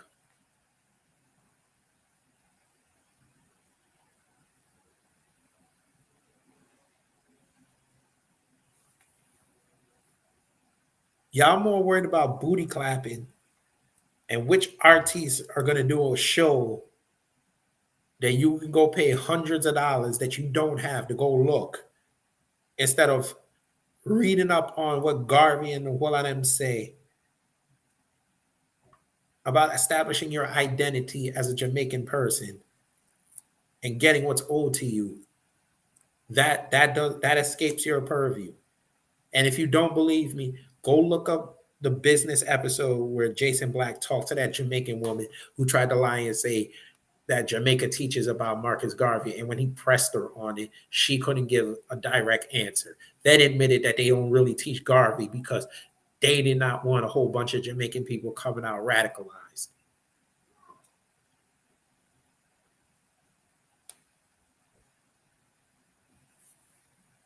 But we're supposed to take y'all serious. When I see these coons coming on TV talking about that she was such a lovely woman because they don't want to sit down and do 30 minutes of research and see what she's done to her ancestors, to their ancestors. I caught y'all sitting up there praising Kamala because she happens to be half Jamaican, yet didn't know that her great-great-grandfather ran slaves. But y'all were cool with that.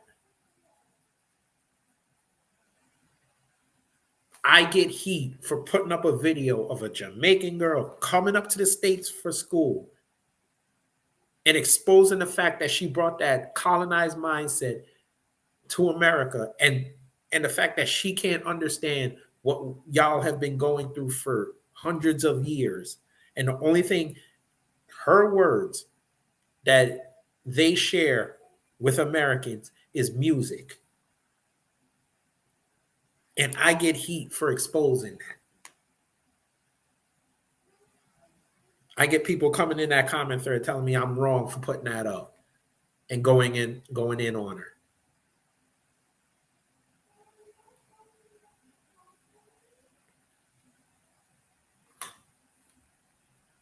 I'm wrong for defending Sha'Carri Richardson against the Jamaicans because the Jamaicans love to run their mouth. And instead of this is the same country that loves to say that we're humble people and all we do is just enjoy waking up every day and have the sun shine and all this. But the second this girl gets beat by a Jamaican, it's all the same. Oh, she can't run. She eject. She scan now gal and all this. But then when they get beat, then all of a sudden there's some excuse.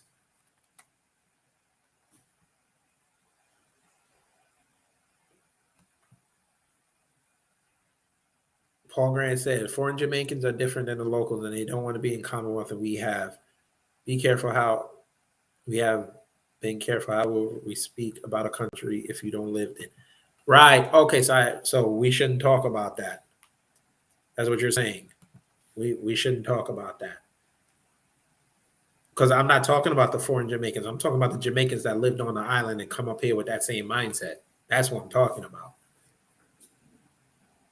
I would be considered that foreign Jamaican you're talking about. I wasn't born there, but I've heard the sentiment. I've worked with Jamaicans who come up there and think that they're better than the Black Americans that lived up here because they know how to kiss white ass. I swear to God, if the Queen ever visited where they work, they'd be the first ones out front.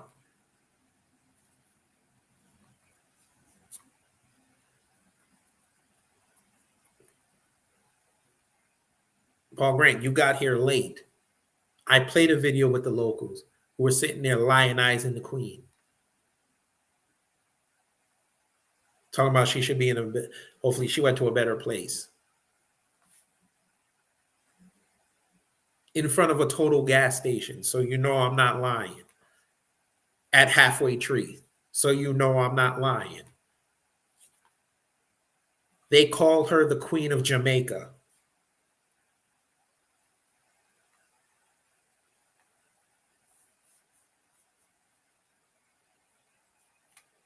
But that's them. You're right. I shouldn't speak about a country that I don't live in. You're right.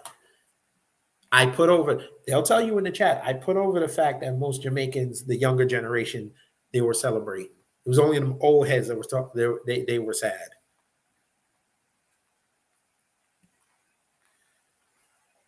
And Flournoy, foreign Jamaican, what is that? I think he means the Jamaicans that are up here. They don't live on the island anymore or never have lived on the island. I think that's what he means. Like he's talking about the immigrants and the children of immigrants. Because, of course, there's two different Jamaicans. There's the Jamaicans that are on the island, and then there's the Jamaicans that live abroad, or foreign, we call it. The Europeans, the real ones, are Moors after the Inquisition, the slave European merchants sold their own to American Jamaica for perpetual slavery. Yep. And a lot of them don't want to bring that stuff up. But, you know, they were never beyond the privilege of a benign slave. Yeah. And the field Negroes were the malignant ones. That's the ones that they did not like. Because those were the ones that led the revolutions. Like Tacky and them. But Jamaica, y'all got to wake up. We can't have this anymore. We can't do this anymore. Again, this is your time to change your destiny. If wholeness ain't going to do it, the people have to do it. The Jamaican grassroots have to get together. I don't care if you're Rastafarian. I don't care if you're Muslim. I don't care if you're Christian. Y'all got to get on one accord, get on code, get that legislation that y'all proposed in March, and get that to Buckingham Palace and get your money.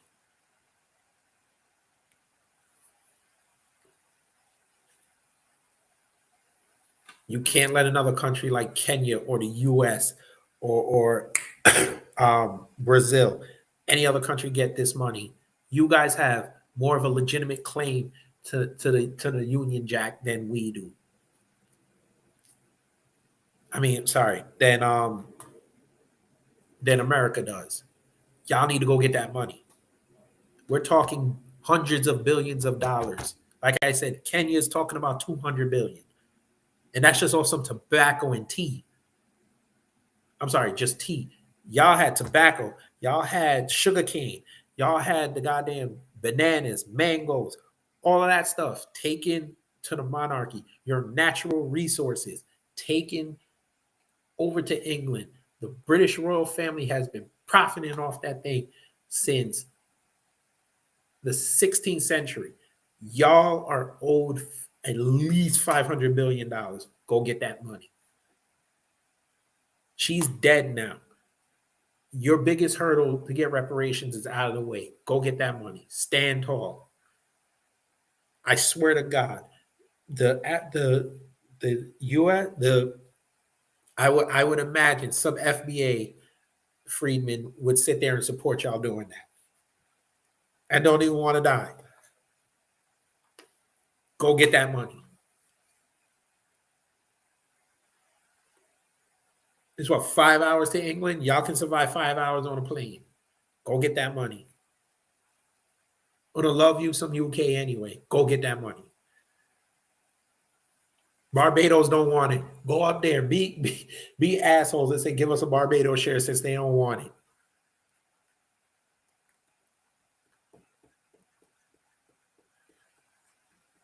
Nikki to God, hello. Thank you for promoting. Thank you. Everybody wish Nikki to God a happy birthday. And may we get her deep dish with a candle. Exactly. Do not take shares. Don't take no shares. Don't take no crypto. Say you want dollars. Tell her to chop up that goddamn Cullinan diamond since they won't return it and give you a fragment and go sell that.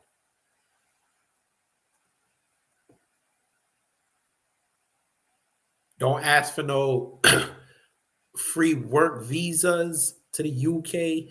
Don't ask for, government jobs and all this. I want my money and I want y'all's government officials out of our country. We're going to run this country.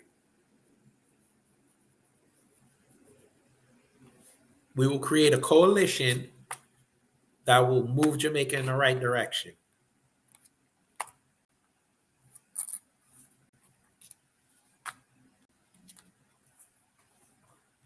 That's how y'all got to play that. And y'all got to be serious.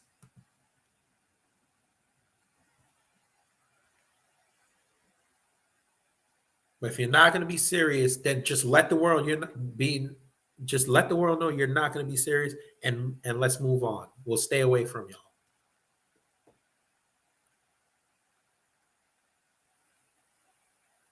But enough about that. Now, if y'all didn't notice, my name today was in yellow. That signifies that this was a serious show. So now I'm going to green. The B1 Night Rider is done being serious. Let's get into some Twitter stuff.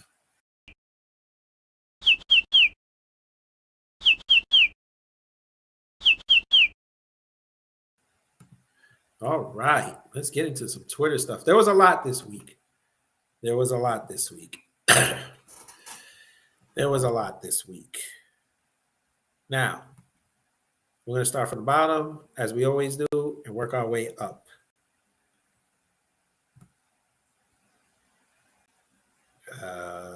Let's see.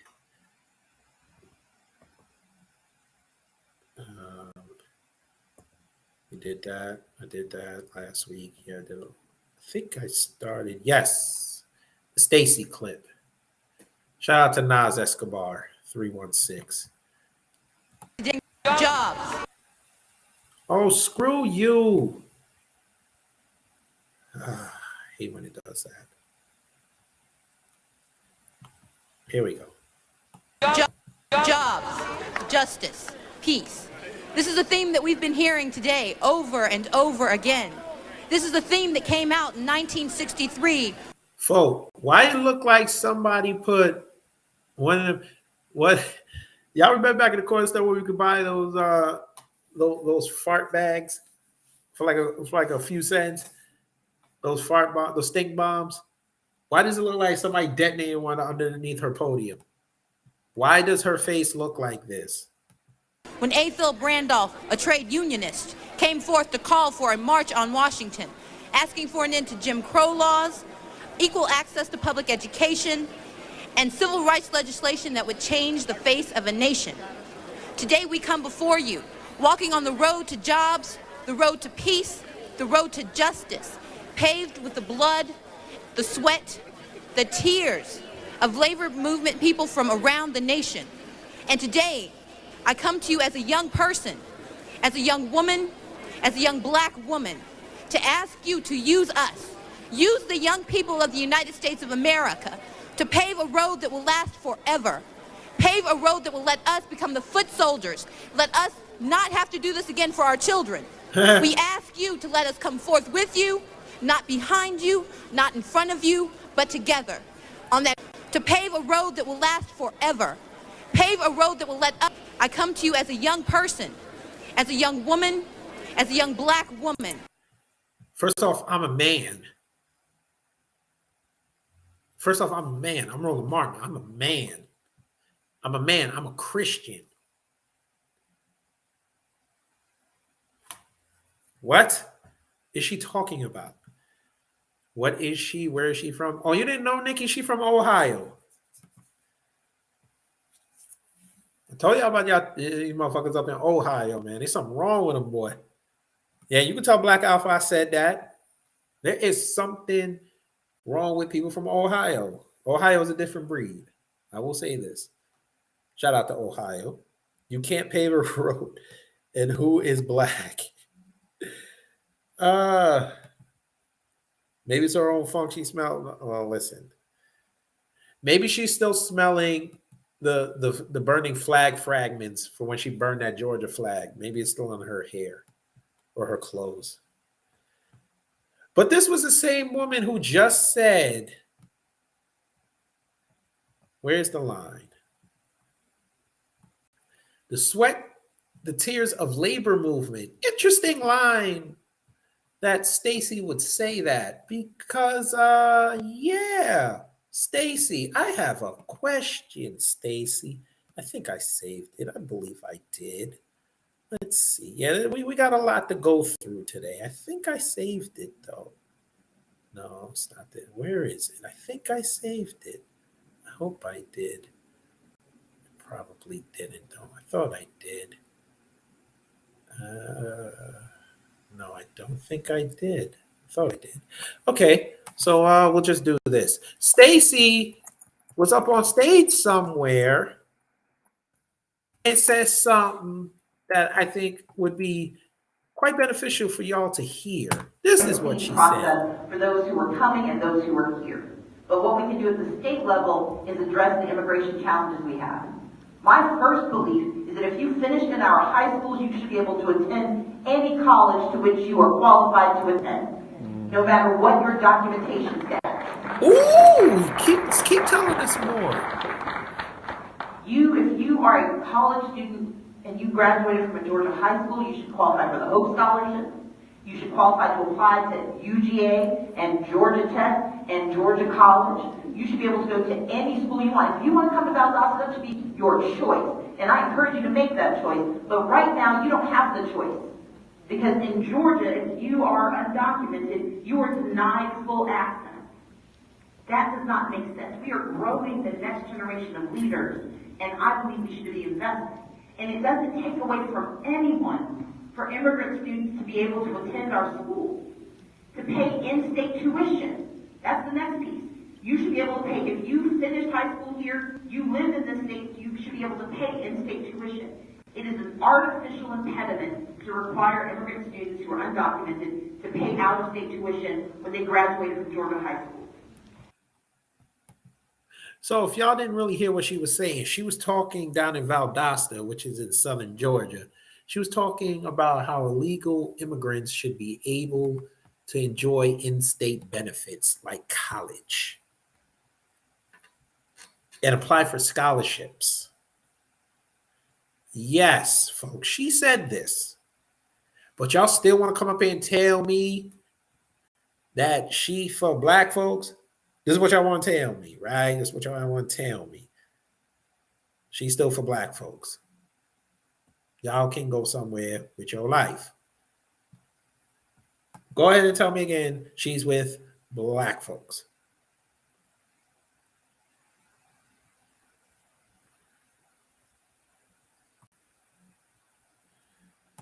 But let's continue. Let's laugh at white people. You want to laugh at white people? Let's laugh at white people. That thing does not look safe. Alex. Oh, Lord. What? Mommy, stop laughing. Lex, how did you do that? Because you didn't teach her how to go down a slide, dum-dum. That's why she did that. You didn't tell her about the correct balance, you dumbass. We'll leave it to white people. Another Jamaican I have to go after. Here we go. Sheila Jackson Coon. Before I talk about Sheila Jackson Coon, Stacey Abrams, along with Mr. Holness and the whole of them, you get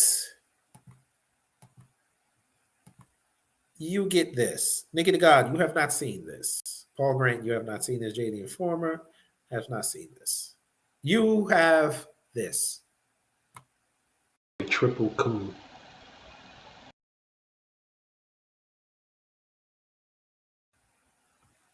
Yes. We have now the triple coon. Answer. That's right. We got the triple coon. Because Sheila Jackson Lee is a triple coon. She went all the way to Pakistan, that's how Obama says it, to bring them clean water and to address human crises.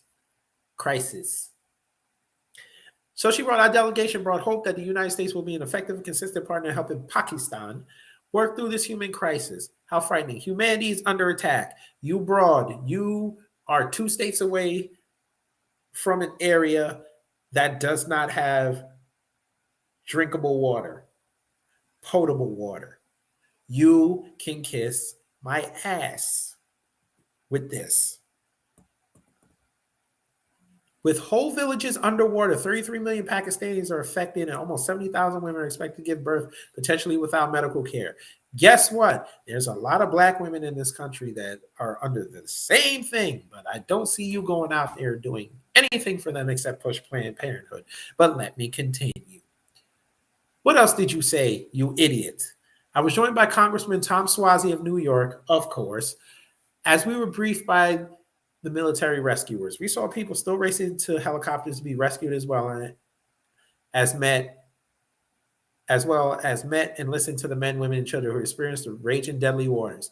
New Orleans, anybody? I'm sure you weren't given this much sentiment when Katrina happened. Now, did you? Interesting. As far as the eye can see, I see water. We were the first U.S. delegation to visit the most devastating, deadly flooding in Pakistani history. A flood of historic proportion, really a monster of a disaster. Yet there's bad water in West Baltimore, but you didn't go over there. By the way, which is an hour away from D.C. Hour and a half. Interesting. Houston just came out and said that they found E. coli in their water. That's your district, ma'am. I don't see you going over there and addressing it. You and the Congressional Black Caucus are more worried about Kamala's cousins than you worrying about your own black people. Oh, I get it. You're waiting for more white people to show off their bad water before y'all move.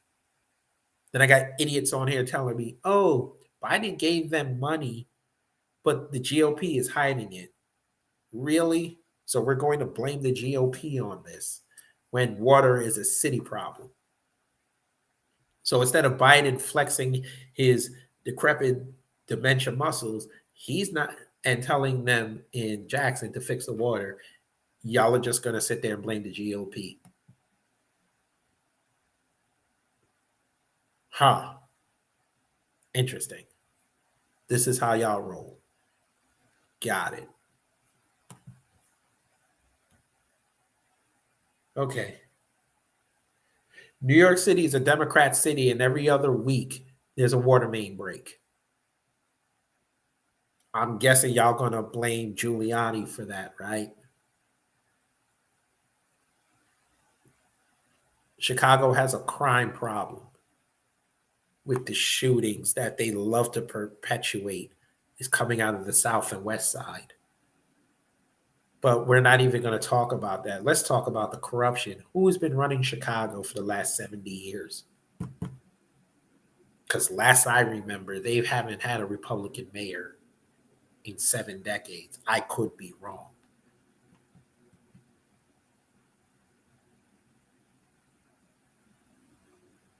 So who exactly is running Chicago into the ground?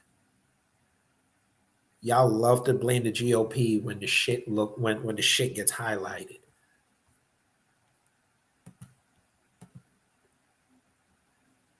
Nah, it's Russia. Let them tell it. Thinking Space at 2.3 billion to Ukraine. It's actually 2.8.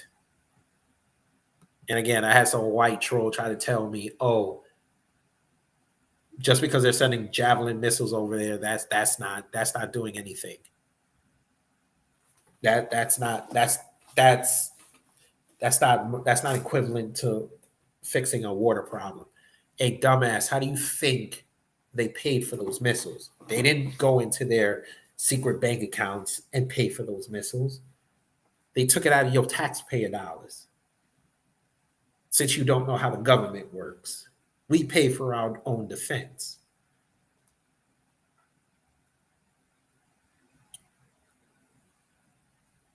But all right. Paul Grant is correct. Chicago is a new version of the N-word coming from PC people. Oh, yes. Chicago FBA is at 30%, not a majority. Thank you.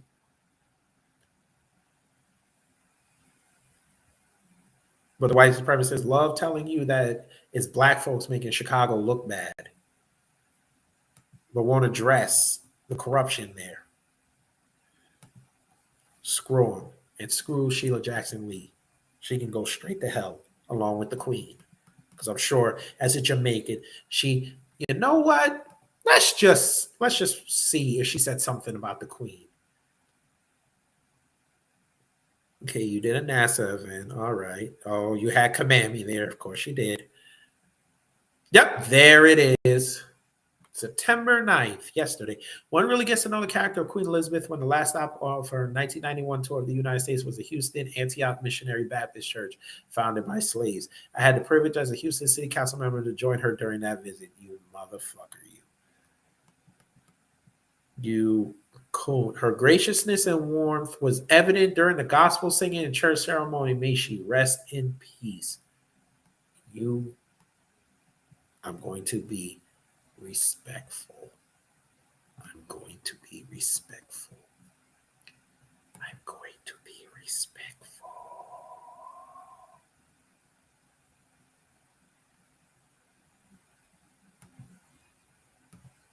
Triple coup.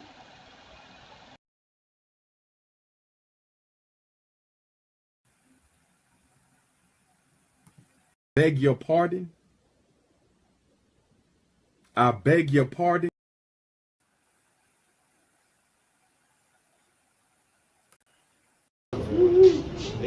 Andrew.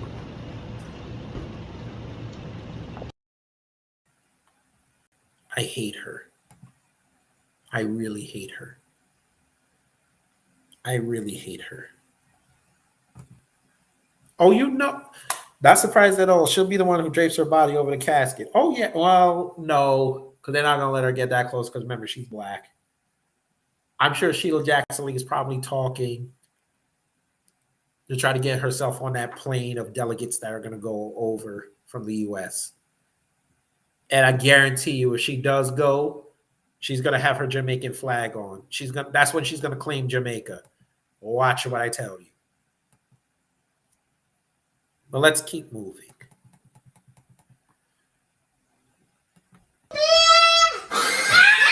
Boys, they don't know what they're doing.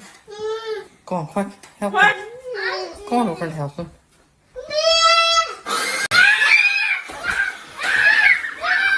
That's why our parents told us for years, do not stand so close to the TV. White people are so mean to their kids.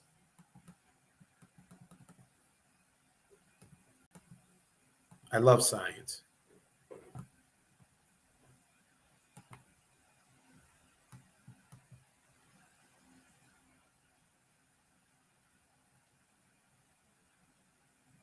That's how reparations should look once the queen died.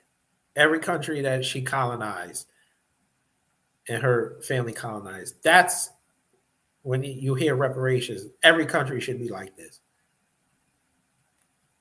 But no, they're sitting there talking about, I don't want it and I love her. Assholes. Now, I did a video on this chick talking about Serena look like a man. Yeah, here we go. All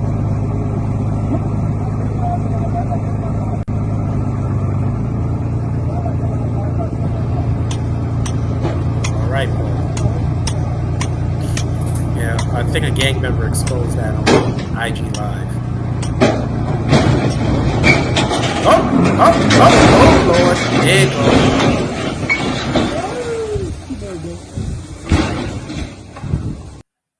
Bet if that was one of us, that wouldn't have happened.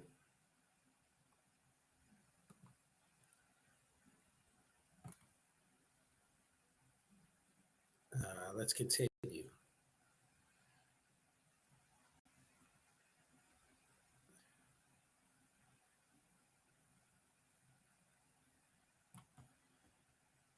And this is how Dede acted.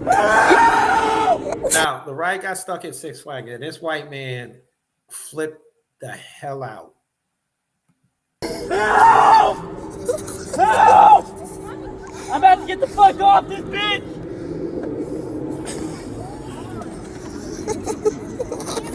I'm stuck!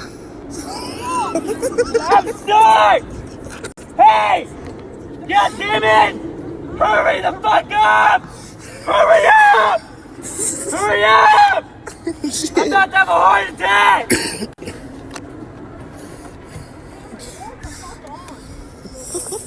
Dude, you just stuck on a ride. All right. Bro, no. No movement, G. I'm getting out! Stop it! No! I am stuck! I am stuck!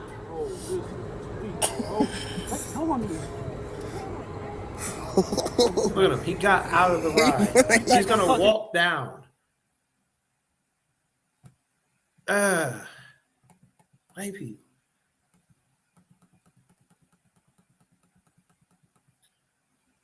Shout out to Trill, Texas FBA forever. So this white guy who looks like a low-budget Reed Richards mixed with Dustin Diamond did a trans joke, and people are saying it was genuinely funny. But when Dave Chappelle did his trans jokes, they wanted his career and his lifetime earnings. Say less. Ladies, stop dealing with simps. This is funny or what? or not, but my neighbors over here are getting a divorce. She told him last night that he told her last night that she could have the house and everything in it. Well, this morning he goes and rents some heavy equipment, and him and his best friend has been over here today while she's been at work, and she hasn't got home yet. She has. Yeah, that idiot destroyed the house that his wife won in the divorce. White people are a special kind of a-hole.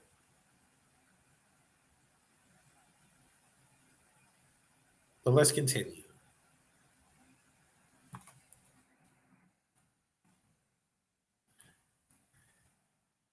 Here we go. Now, I don't know if y'all have ever seen this clip, but with what's going on with Tiffany Haddish nowadays,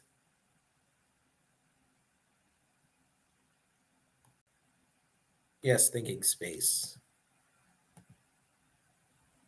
That's what it's about. They have a very toxic media. They like labeling our men terrorists in their own land because they are targeting our community. Grand evening, V. Maltzby. Grand evening. Well, folks, like I said, with what's going on with Tiffany Haddish right now, this clip resurfaced. The time where she hosted Ellen and had Marlon on. I think he was promoting Bel Air, I think. Or maybe, I don't remember. It might have been Bel Air.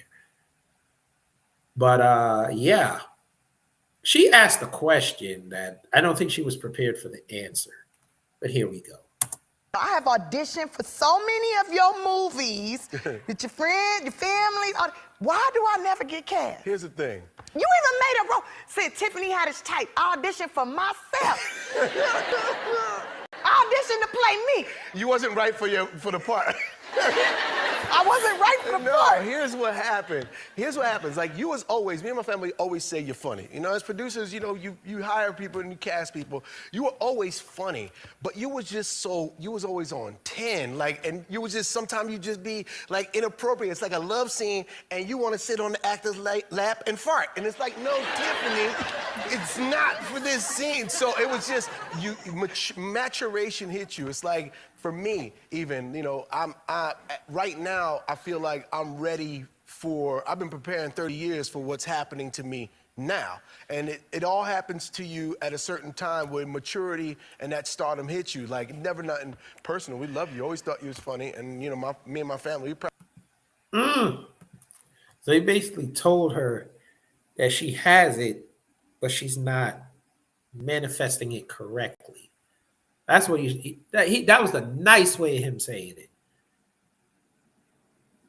But yes, just like Flournoy said, she ain't funny and she ain't talented. She only got hot because she was in Girls Trip and she was the extra chick. And we all know the extra chick gets the most attention. The person doing the most. Super bad. McLovin got the bulk of the attention because he was being extra. But then when you look at her other work, you don't understand how they're pushing her until you see her connections. And now that she's in this controversy. Now, correct me if I'm wrong. Whoever been following this, has Kevin Hart come out and said something? Has he come out and defended her once?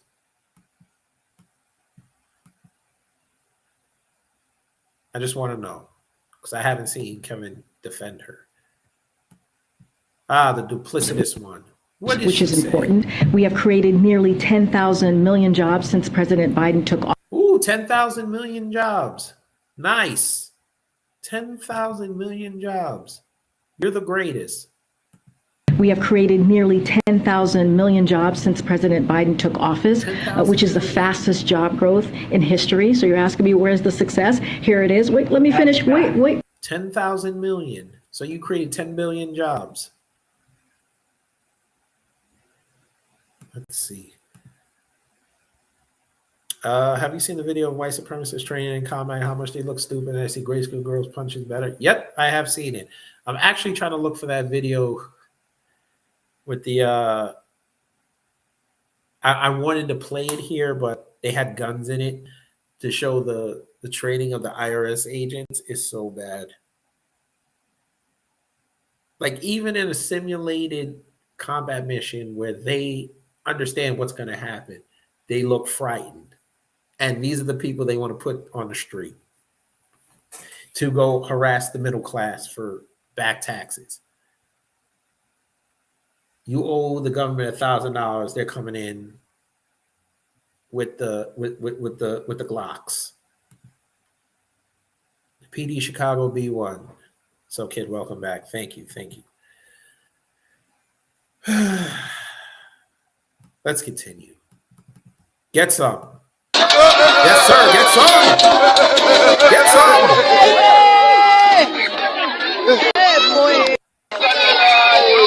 Yes, sir. Let's see the Oman. So they only said the Oman. Look on him. Look at his face. He wants all this. He about to sniff her weave. Look at him.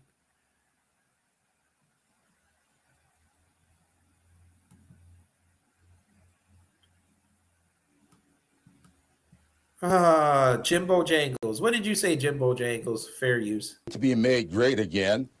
Our challenge in this country is making. I still say Marcel This Beach. is a great country.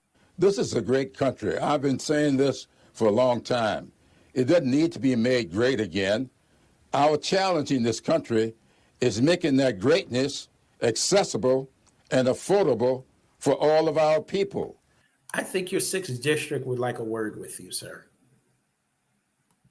If it's going to be housing, health care, education, whatever it is, we need to make sure that it is accessible and affordable for and by all of the American people. And that's what Joe Biden has been all about. And that's why you see him moving up in the polls, because people have now. What polls is he moving up, sir? They don't even publish his approval numbers anymore. What are you talking about? Why are you lying? But you are Jimbo. You are Jimbo the Biscuit Man. Now gotten a good understanding of what his program is all about.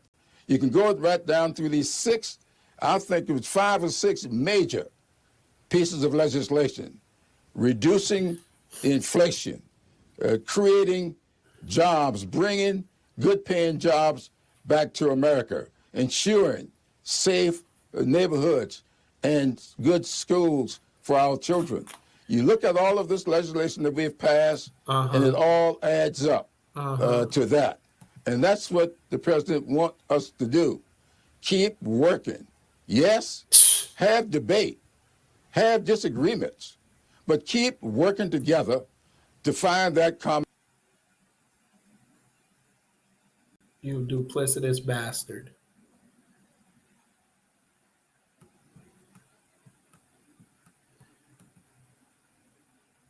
I can't play that because that's music. This was funny. So I did a video months ago about this killing Nicole chick after she went after Cam Newton for saying how his mom and dad are still together and she cooks and cleans for him. And she said that this man was a misogynist. And now her white man got rid of her and she can't handle it. Because he even took the dog. He took the dogs. Afro Elite. Hello, brother. Hello.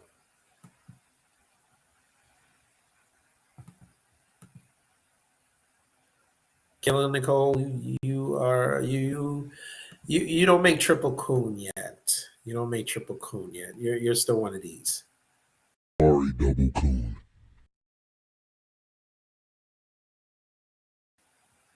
You're a double coon, man, because number one, you made it seem like you got this white man, and this white man was going to save everything in your life, make your life better, even though that man for 5 years did not put the ring on you. And the second reason why you're a double coon is you went in on a black man who has seen evidence of a healthy black relationship and you took that as fodder to go on an a TikTok video and go in on him. Who is winning right now? Man.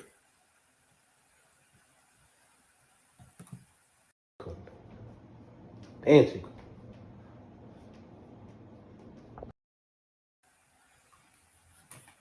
Who's winning?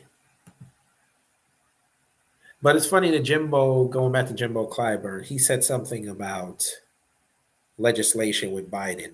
I'm going to show y'all something before we leave today that should scare you.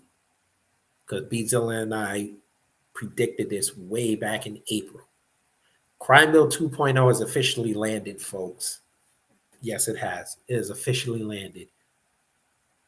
But you wouldn't even know it unless you did the research. But okay. Now, Brother Tariq put this up on Monday. Residents want to consider boiling any water used from faucets. DPW will be in the area distributing water as needed today, Monday, September 5th, and will provide frequent updates. This is from Baltimore. They're having Jackson, Mississippi problems.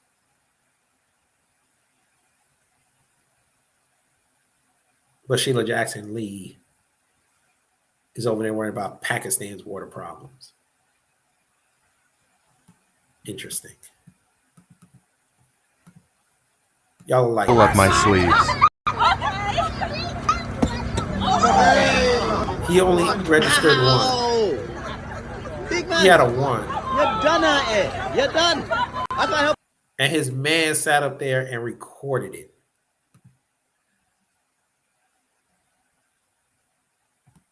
You only registered a 1, sir. A 1. How do you only register a 1 on a punching machine? Shout out to you. Here we go.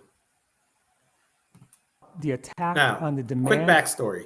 This zesty Negro decided to do a whole speech on why Black folks should not get reparations. It says the grassroots reparation movement, we are a bunch of idiots. He said this. I want to talk about the attack on the demand for reparations coming from a segment of the left. Some of those cats look like me. In the name of defeating race reductionism. Now, reparations is regarded in this discourse as a hustle. Okay, now, let me be fair. It is becoming a hustle. Let's be clear about that. Keep going. In some circles, in the hands of the black bourgeoisie, it is, and its allies, reparations is becoming the latest hustle. Let me explain what I mean by that, and let me explain what I tried to do. Namely, in its popular liberal expression in the U.S., reparations, the way it's being kind of mapped out, does not change the terms of racial capitalism at all, nor does it acknowledge land theft and native dispossession as part of the same process of settler colonial extraction that depended on the theft of human beings. The logic of liberal reparations is firmly rooted in property rights, right? It's rooted in documentation. If you don't have a subscription to Ancestry.com, don't even bring your papers up there, right? Don't use someone else's subscription. And it's rooted in compensation without transformation. That is, without addressing indigenous dispossession, for example. Proposals in this framework tend to think about or frame reparations entirely within a capitalist political economy. So payments are calculated according to capitalist principles. Outcomes are even seen as strengthening capitalism, making it more fair and less racist, so that we can actually continue with the non-racial capitalism. That's part of the argument, which is hilarious when you think about it. Creating an even playing field so we can compete together. And the case for reparations has become increasingly parochial, driven by the demands of the ADOS people, the American descendants of slavery. For example, there's this book by Bill Darity and Kirsten Mullen, who Bill Darity's a... I thought his name was Sandy Darity.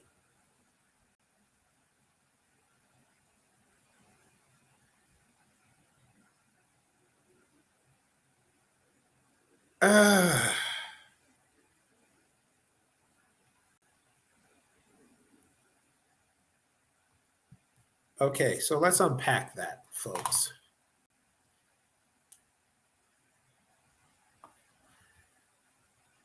So he's calling the movement for grassroots reparations, the reparations grassroots movement, a hustle. So number one, this is shots at people that have been vocal about reparations, but he dare not say their name.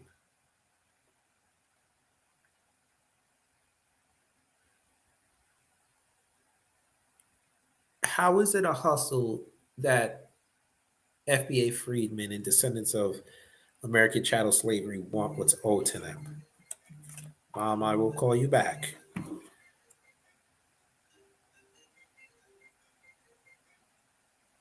I will call you back later. How is that a hustle? Because guess what? I see many a Jewish person sit up here and say they don't want any more payments for the Holocaust, but they're still getting it. So who's hustling who? They could easily tell the US government stop paying us for the Holocaust. But they don't. But you, with your Cooler Ranch self, sits up here and says that the reparations movement is a hustle. You're disrespecting people who have created legislation or at the very least an agenda to achieve reparations. And you also sat up there pocket watched and brought out that, oh, they might not. He's basically telling y'all don't know what to do with this money if you get it. That's what he's really saying. Don't pay them because it's just going to be wasted money in legislation. Nothing's going to change. That's what he's saying. Sir, that's like if you had sex with a man and he didn't pay you. You would not have this attitude.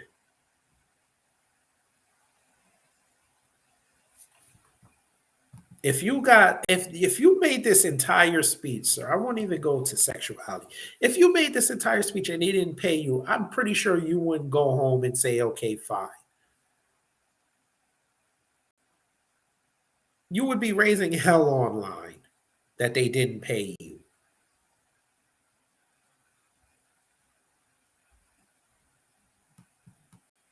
Jackass.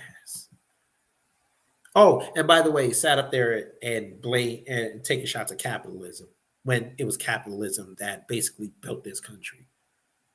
But you want socialism because you think that everybody should be treated equally, which you all know ain't going to happen in this country. But that's okay. Some white guy or white woman put a battery in your back, and now you feel compelled to say things like this. Okay, sir, you got it.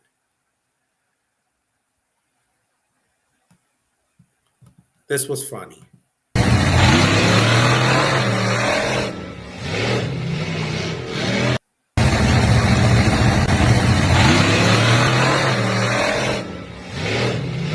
I don't know where they are. They must be at some race. Oh, I thought there was a war in Ukraine, folks. They look like they're just partying. Yeah, some war. But I'm sure they'll tell me this ain't nowhere near the war. All right, moving on. Here we go. In Mississippi, I've talked to the mayor, I've talked to the congressman, and I've encouraged we've offered every single thing available. In Mississippi, the governor has to act. There's money to deal with this problem, and but I just we're waiting for. We've given them EPA. We're giving them everything there is to offer. Right. I have no plans to go there right now. Of course you don't, because you have to go to England to go lionize the Queen. Excuse me. You have to go over to UK, sir. Jackson, Mississippi is beneath you. You at least that coon Eric Adams went to a project house to make sure that the drinking water is safe. But you won't go to Jackson, Mississippi to go check if the water's safe. Why? Because you're 80 years old and you might get a stomach virus? Send your wife. Send Lloyd Austin. Send him.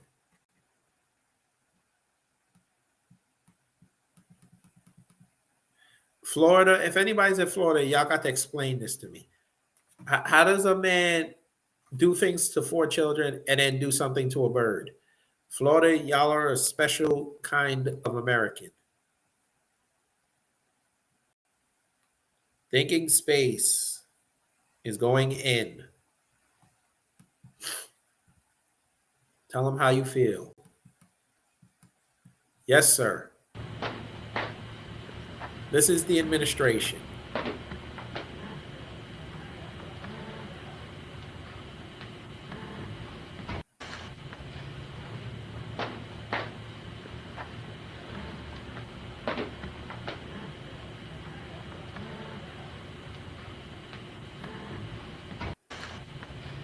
Let's move on. Black person! Uh-huh. You treat me like a black person! Gonna get sprayed! Oh, so when the cops whoop your butt, now you're getting treated like a black person. Got it. Did not know this. But you probably laughed when George Floyd died. Sure you did. This was grimy. White people are grimy. I think this is a skit.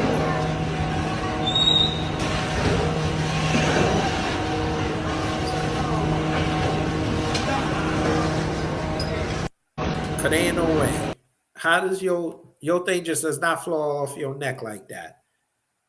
Now this man was at the airport picking up his bags and the headphones falls and this lady just picks it up. I think it's a skit.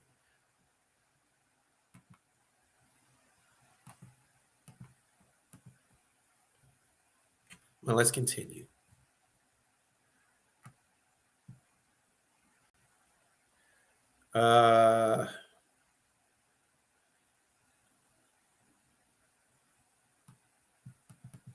Let's do this. I can't play that. It has music. Okay, move on.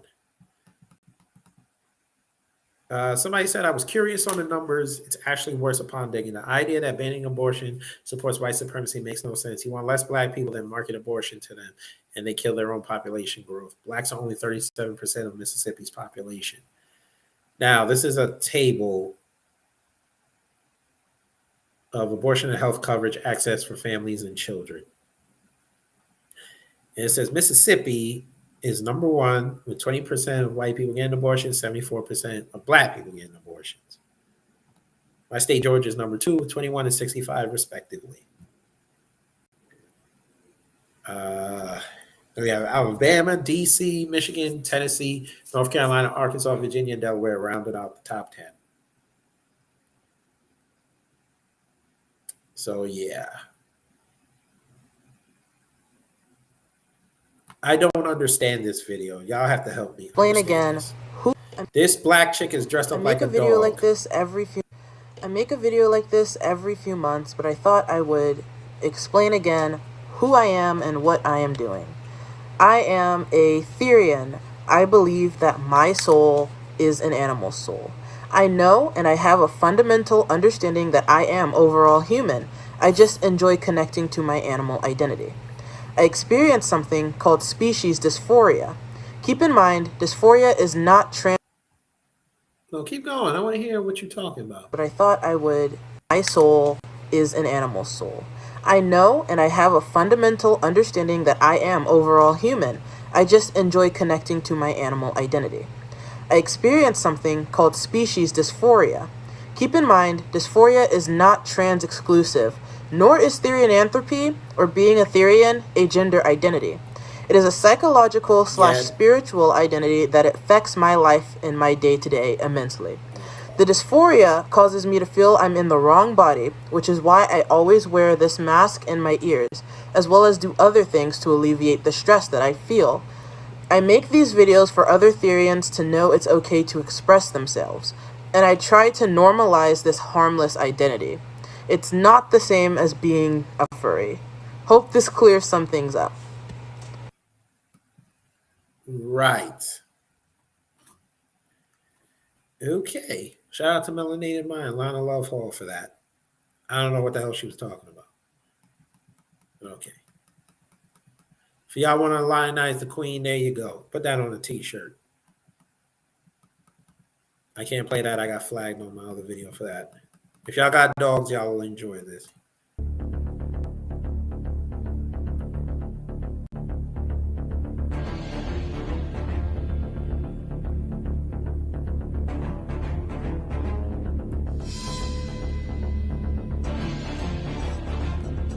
Nah, Cocoa Puffs are cool.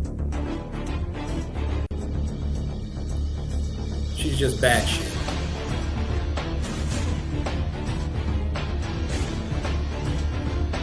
Get some. This must be her spirit animal right here. This dog is escaping.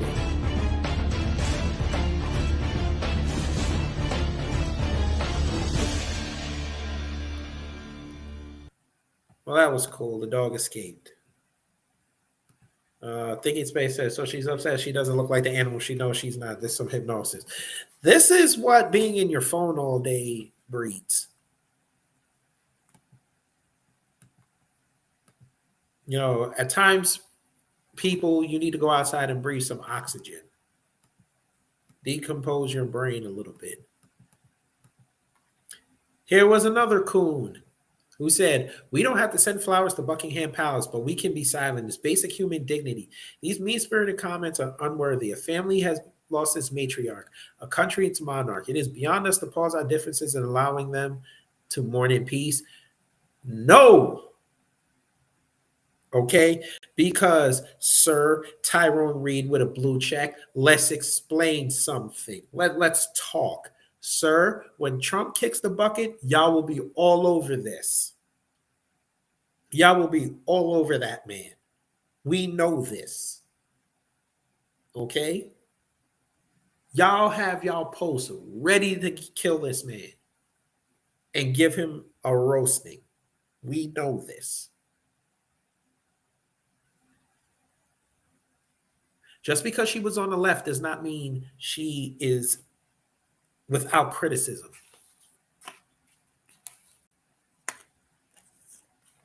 Okay? Just like when Brother Denzel kicks the bucket, unfortunately, and he goes up with the ancestors, people are going to bring up what he's done negative in his life. Like with Mississippi Masala and the fact that he did the movie with Eva Mendes. We know this. Okay? Whitney died. They still bring up her drug habit. Michael's been dead for 13 years. They're still trying to make a case on this man, even in death.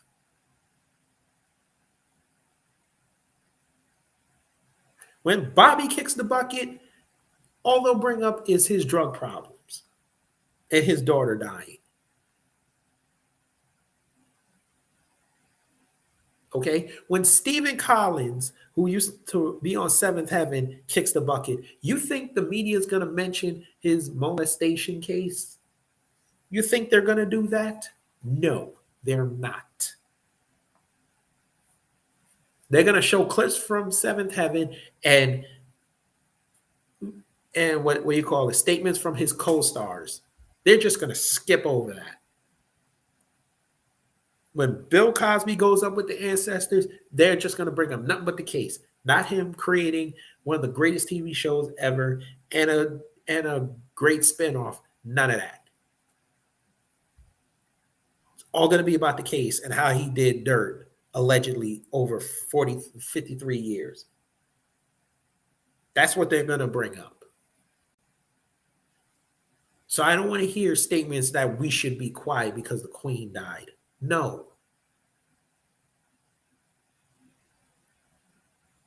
Everyone is not infallible, sir.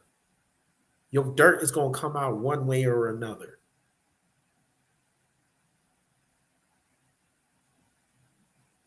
Let's just call it what it is, sir. You're scared because the British Empire is finally going to fall, and y'all can't handle that because you never prepared for something like this. Let's call it what it is. Y'all sat up here for years looking at the British monarchy like, that is awesome. We have a natural government and we have a kingdom-based government, and it works so well. We actually have a queen to look up to. Now that she's gone, y'all don't know how to handle it. Because that's all you know. That's all you paid attention to.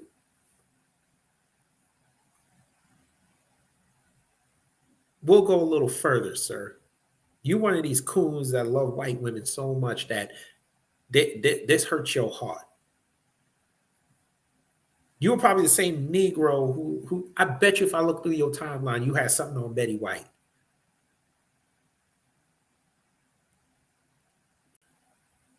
And Flournoy said it best. You know it's how they try to damn a black man's legacy.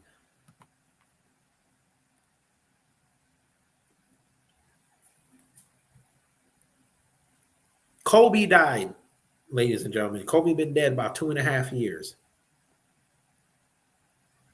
Did they throw out love and adulation at the beginning when it was confirmed he was dead? What did the news do, folks? Huh? Mr. Tyrone Reed? Because you were on this planet when it happened. What did the news do when Kobe died? Yes, they showed highlights of him playing basketball, but what else did they show, sir? That's right. They showed his 2003 case with the R word in Colorado. They brought that up. The man just died. His daughter died with him, with 5 other people. And instead of lionizing that man the way he should have, because he's done way more positives than he has negatives, they decided to harp on the one negative. Jay the Informant's right. Sent that witch Gail King after him. But you want us to be quiet when the queen died. Let me guess. So let's say we were quiet. We would be allowed to do it on the day that the funeral procession shuts down London. Can we say something then? Or for you, wait till she's in the ground? Because maybe you don't know. We've been saying these things for years. You didn't have a problem with it then. I'm pretty sure when people were shitting on the queen, you didn't say a word. Now that she's dead, now we're supposed to respect the dead. Y'all don't respect nobody. Look how y'all do MLK. Now, granted, I don't agree with everything he's done, but I still wouldn't sit up there and shit on him.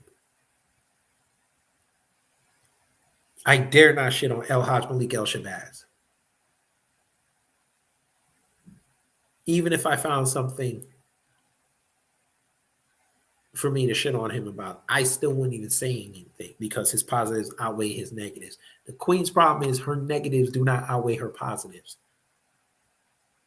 That's why people are shitting on her.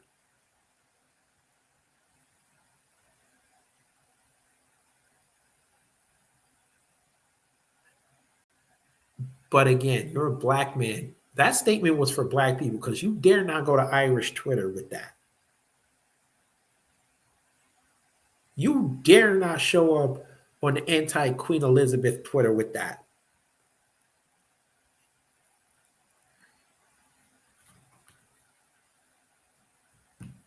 She over there calling ambassadors gorillas. Why didn't you say something about that?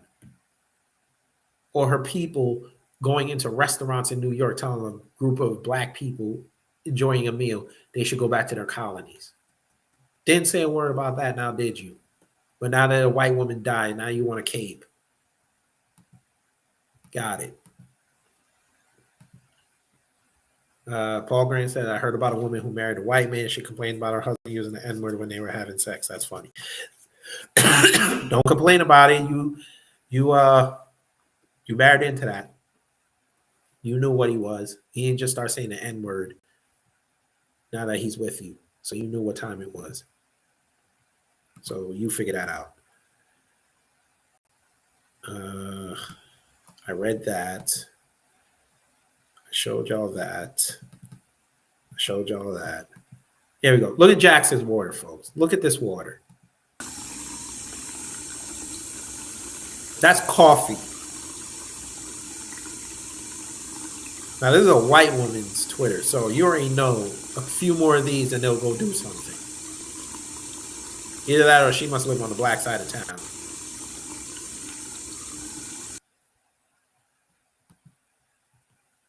Shit.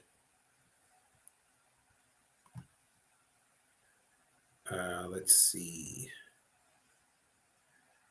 Here we go.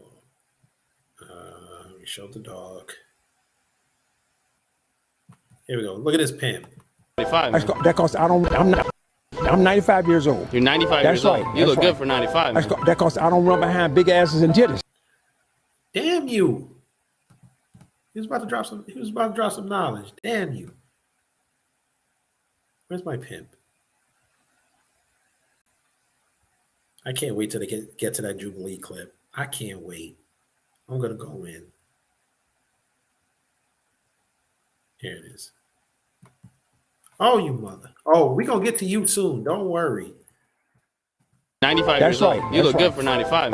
That costs. I don't run behind big asses and titties. That'll kill you. Y'all young men, y'all be screwing all these hoes out here. That's why y'all come up with arthritis and rheumatism. Your eyesight go bad. Your hair starts coming out. When you overfuck yourself, you bring arthritis on yourself. Every time you drop that seed in her.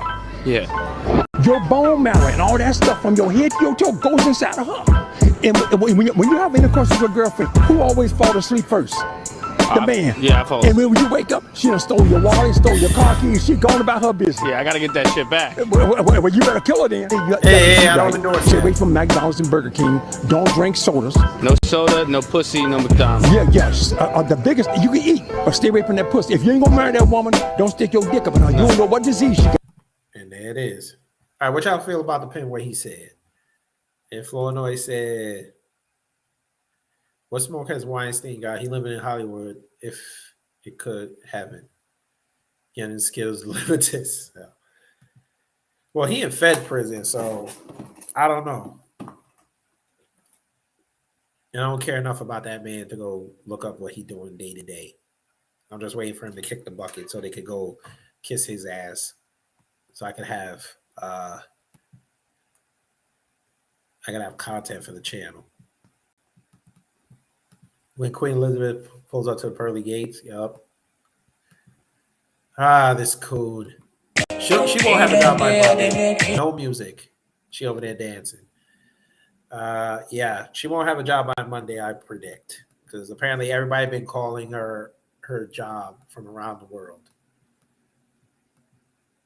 I alluded to this on the show earlier that King Charles signals his reign will offer change of tone. Right. I'll believe it when I see it. Hey, the account got suspended. Damn. They must have just suspended it today. All right.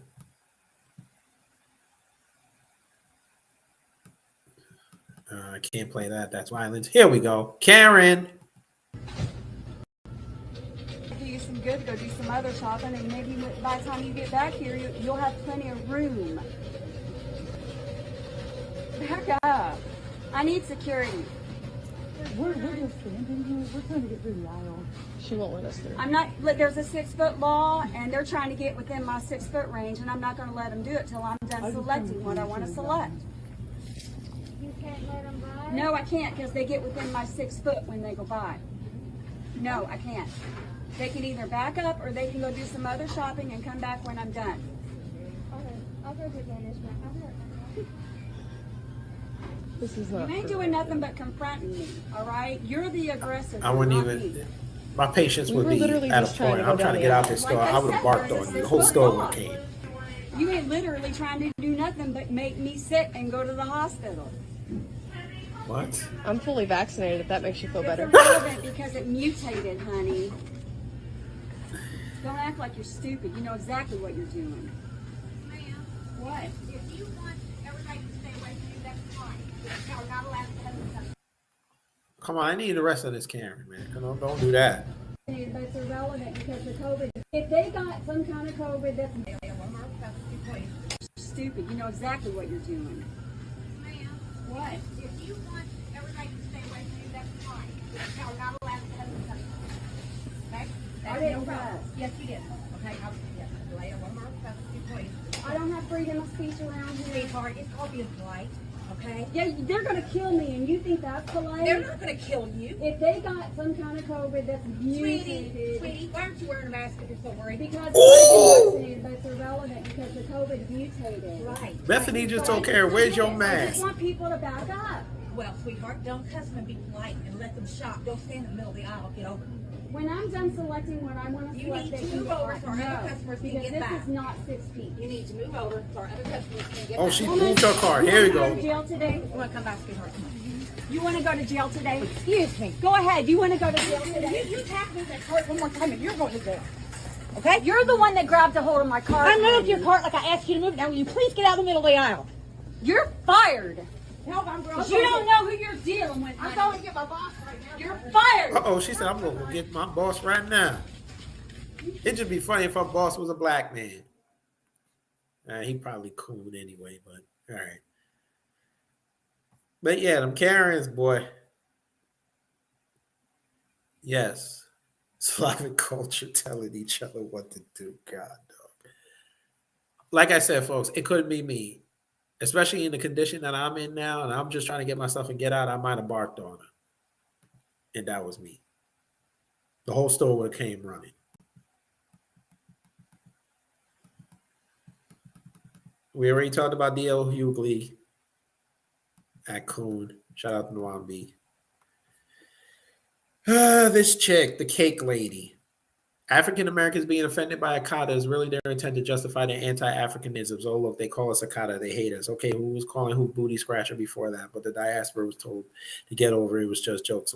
Well, get under Akata. Okay, man.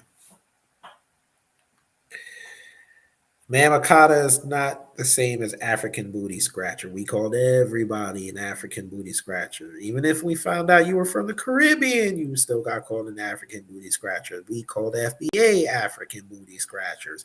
African booty scratcher is a term for black folks. That's what we used when we were in, what was that place called? Grade school, middle school, over in the 90s. Y'all are still offended by that word, bringing it up. 30 years later, we've moved way past African booty scratcher. But y'all still want to come out here and call Black Americans Akata. We have documented proof of what Akata means, but this lady's been sitting online all day trying to rewrite history. I left her a comment. I said, get over it. They called me fake Jamaican, just like other Jamaicans. Guess what I did? I roasted them back. We got it handled, and they became friends. Y'all weak-skinned Africans over there giving the entire continent a bad stigma. We've been saying this for decades, and y'all are still butthurt over this. Y'all need to get over it. Okay? Then she tried to lie later and say that other countries in Africa say Akata. Guess what? I know many Africans that are not Nigerian. They don't use that word. Except to tell us when it's Nigerians saying it. I don't know any Eritreans or Kenyans or Somalis that use the word Akata. Every time I saw Akata on Clubhouse, it was in a Nigerian room. See, here she go with that lie. And Akata is used amongst Africans to themselves. While the people who would say African booty scratcher as a joke grew up to be on Twitter posting as if all of Africa is a poor, self-defecating wasteland. The anti-Africanism started from young and continues to this day. Ma'am, you say how you lie again? When they show poor self-deprecating wasteland, they mostly show Nigeria because y'all do the most and put it on film. Let's tell the truth here. Ma'am.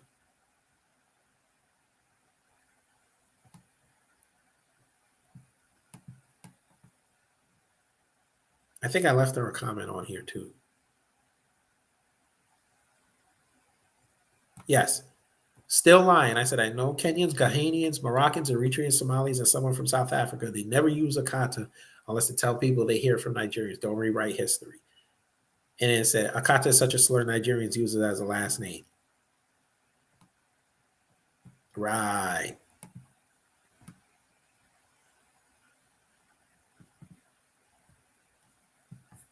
But again, that's them trying to rewrite history because they've been exposed.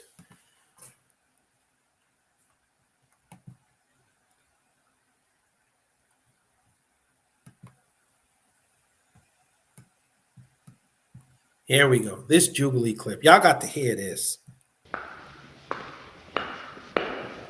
Now, the question is, do we need reparations for the black community? We need reparations. So you have white people on the left, mixed people in the middle, and black people on the right. How do you think this went? Let's find out. Reparations for the black community.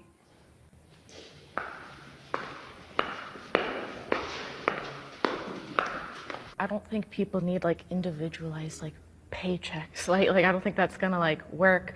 But I think pouring. So a biracial woman says they don't need individual checks. Okay.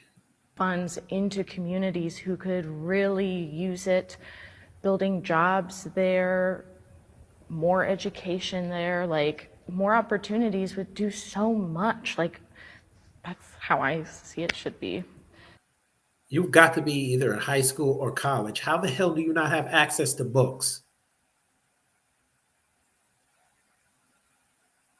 Are you insane? Ma'am, community programs and investing in communities have not worked. Okay? These politicians don't invest in our communities. Because once they invest in our communities and we flip that money over and really progress, they have no power.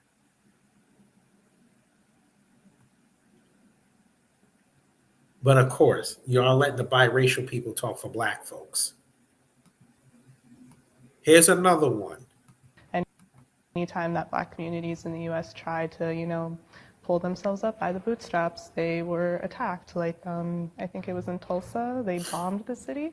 Black Wall Street, it was completely destroyed.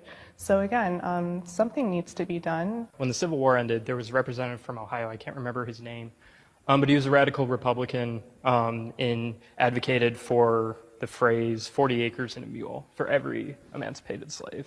So there was supposed to be reparations, and there never was. And I think especially as a Jewish person, I mean, Jews received reparations for the Holocaust and are still... Oh, hell no. God damn it.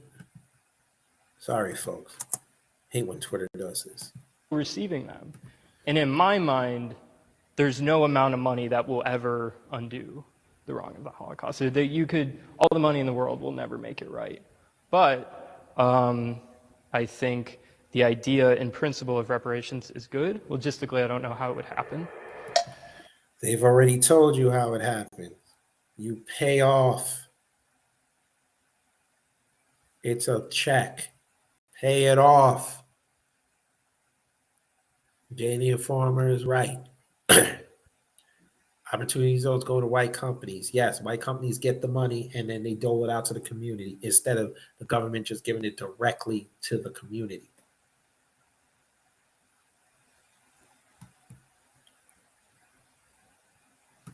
I don't understand this.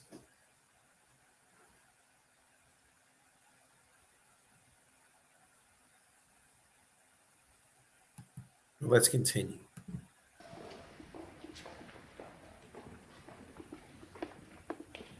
I just wanted to say the reason I stayed back was because I wasn't entirely sure what was meant by reparations. White woman. But your example of the Holocaust, I would say that I agree. Similar reason, when I think of reparations, I think of something similar to a stimulus check. My worry is, with the lack of financial literacy, will we actually make strides? That's my...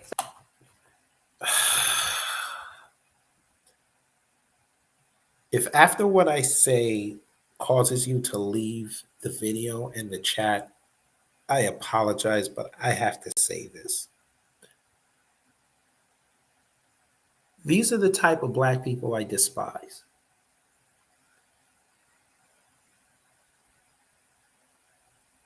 Y'all are sitting there talking about financial literacy to get away from the conversation that Black people should not be getting reparations if they're a descendant of chattel slavery, because you feel as though with your stush self, to use a Jamaican phrase, that they don't know how to spend that money.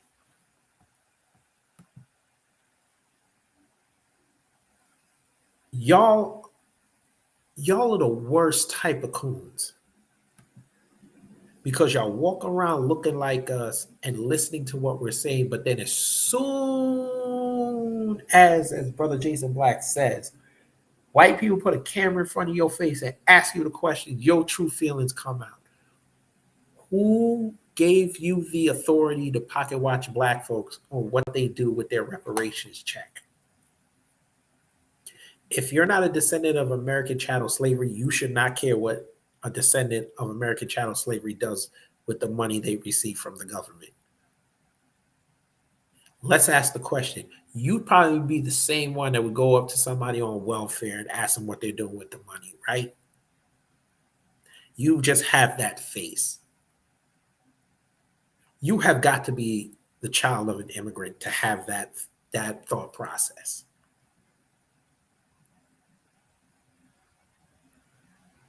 I don't care what somebody does with their reparations check. Just like I wouldn't want someone to care if my family ever gets one from the countries I mentioned in regards to Jamaica. I don't want them to come ask me what I'm going to do with my cut. That's my money.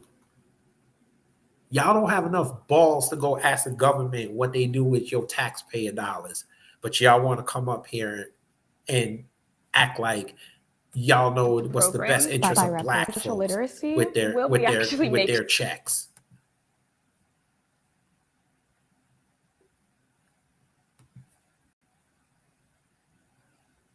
That's not your place. That's, again, very bad habit we have in the Black communities, pocket watching each other. Go up to your politicians, your white politicians, ask them what they do with their money. Y'all be the same one shocked when you find out one of them is in one of these scandals.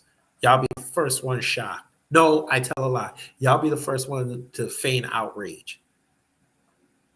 But you're sitting here with this bullshit smile on your face, like, oh, unless there's financial literacy, I don't think they should get this check.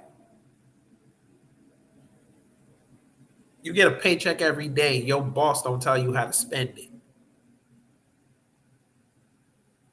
This is a blood debt owed. Okay? It's nobody's place to know where their money's going except them. Strides. So I would love the idea of investing money into programs. No, ma'am, because we pay taxes for our tax dollars to be invested in programs, and they're sent out to other districts. They're sent out everywhere else. They're sent out to illegals, while the hood is not making any strides forward until they gentrify the hell out of it. That's where our tax dollars go. Crown Heights in Brooklyn and Bed-Stuy should be thriving Black areas, but they gentrified the hell out of it because they never wanted to invest in it in the first place. They saw cheap real estate, they bought it for a song, jacked it up over 600%, and then brought white folk in.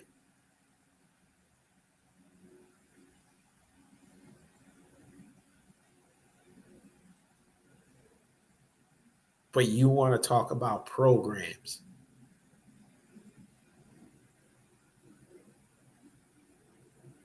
here's the problem why y'all keep talking about programs.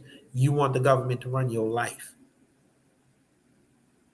When black people get their reparations, they're out of the government. They take care of themselves.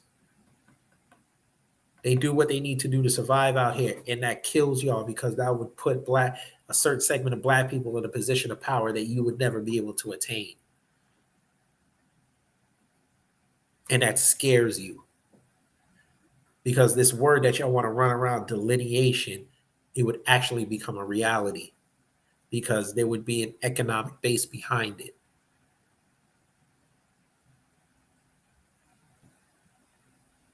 So you trying to sound like this white man sitting next to you who probably told you to say this. Or he wanted to see more accurately how much you're brainwashed.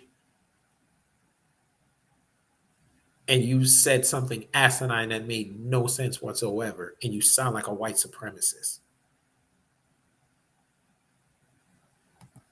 Underserved community, something like that. But I do have a fear that even if we did have the money, without that generational knowledge of how to take care of our finances, that it would just deplete and defeat the purpose. Again, this is why I say she sounds like she's foreign.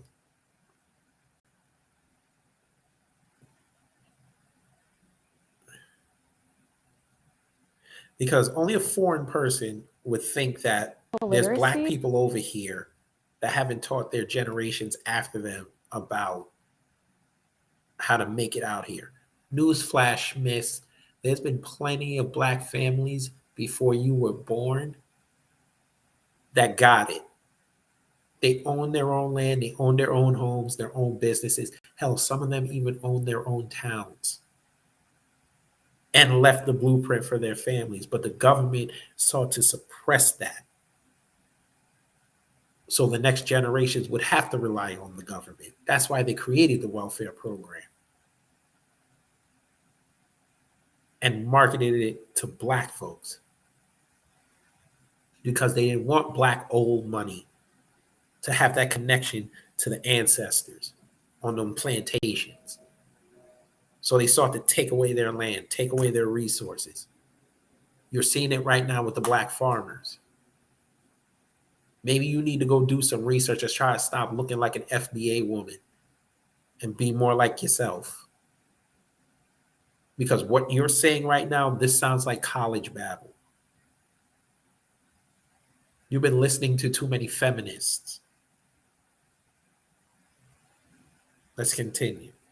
And if we did have the money, without that generational knowledge of how to take care of our finances, that it would just deplete and defeat the purpose. But even if that were to happen, though, I still think that that would still be the right step. You know, we'll give these people the funds or whatever. These people, that is her white side talking. These people. Give them our promise, and if they float or... These people. Boy, our generation is lost. Thank you, M. Flournoy. Yeah, older generations. Why don't you teach your kids how to hunt and fish? I know how to do it. Nobody taught me. Well, someone taught me how to fish, but I know how to hunt. I know how to break down animals. My daughter will learn this. It's actually cheaper to get the whole joint and break it down yourself.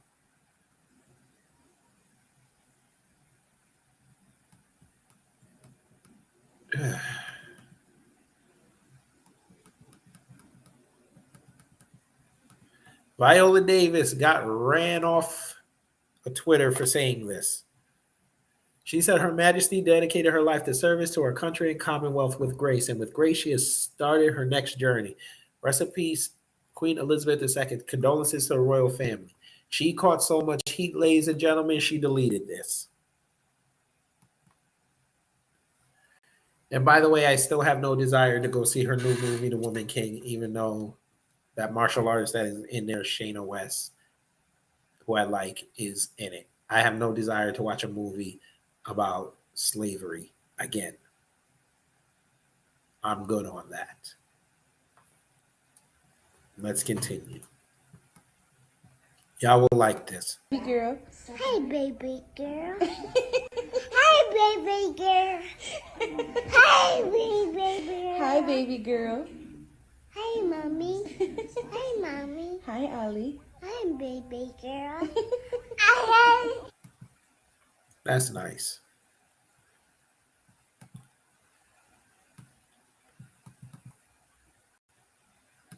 I already did it. It's done. God damn it. I need you to clean this. I already did it. It's done. You did do it, huh? Yeah. Well, take that trash out then. I did that too. You already did it. Yep. Go cut that grass in the back. I did that earlier. It's finished. Over with. So you getting smart. Yo, I ain't gonna hold you the way this man talking to this man. Yo, my dad would have been on me already. Like, yo, who are you talking to like that? Even after the first question, he'd have been saying that. He'd have told me to get off the bed, number one, and stand up straight. Now, this what we doing? Not at all. Not at all, sir. Not at all. Yeah, let's see if you can keep it up. That refrigerator need to be cleaned out. Pronto. I did that yesterday. Yesterday. You hear him? Done. I don't like your tone, so I suggest you clear it up. What time? That man said what time? Yo, he'd have been floating right now.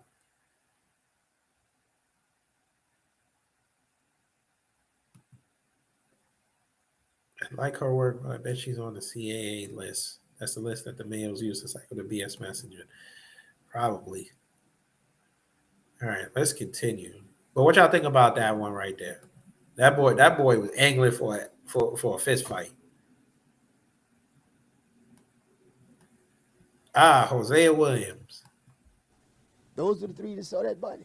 Now listen to that. So I got in the yard and I was about to lose my cool because I was thinking if I could take some molecules out there and make me some guns and kill me some white folks. And one man said, now be cool. You're doing the same thing you're promising me you'll never do.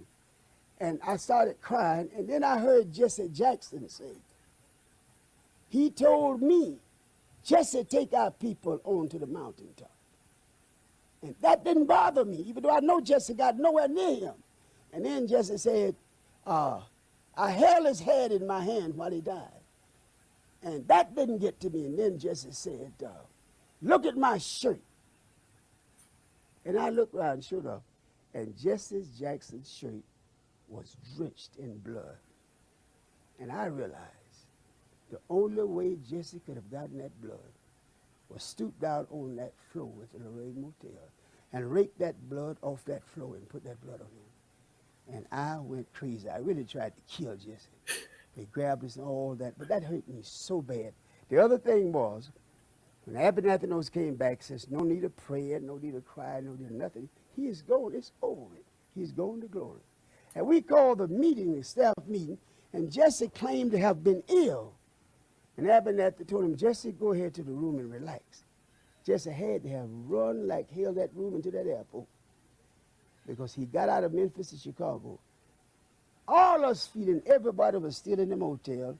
Cut the televisions on the next morning. That was Jesse Jackson in Chicago with that same bloody shirt on, telling that same lie. I've never respected Jesse since that moment. Damn. Woo. Woo. Hosea Williams, boy. Messy Jesse.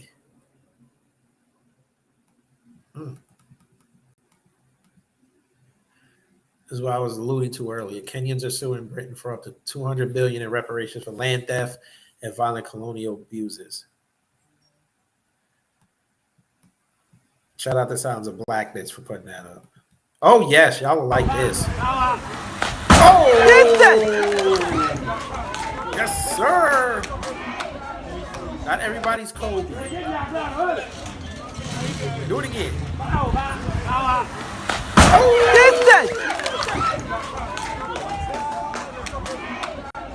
Hey, Sanka, you're dead? Yeah, I'm on. Y'all not Kobe. Y'all not doing this. Okay. Before we go, folks, remember how I iggy'd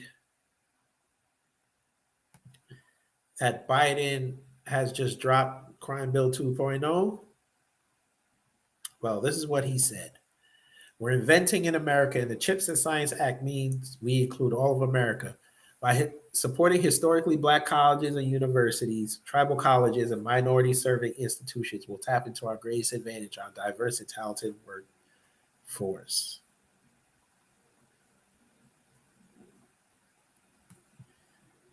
Funny thing, because I even read this earlier too, but look what we found. Biden to propose spending $37 billion to fight crime, hire more police officers. Biden will ask Congress for the money to convince voters that Democrats are making efforts to fight crime and fund police ahead of the midterms. What did I tell y'all a couple months ago?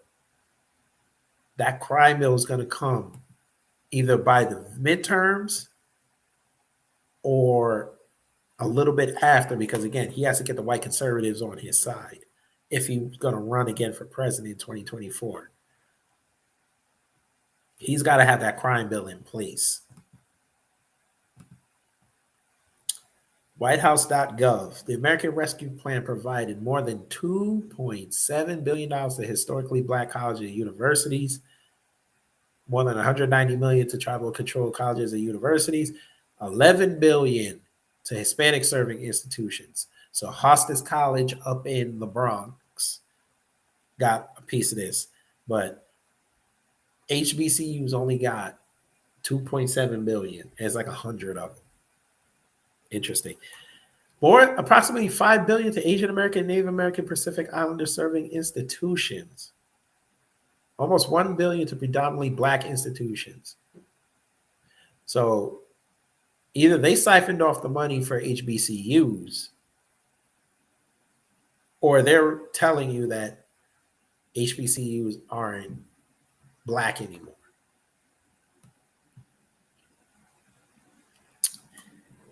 Yeah.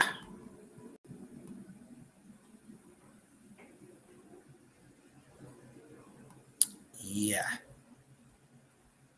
Y'all will like this.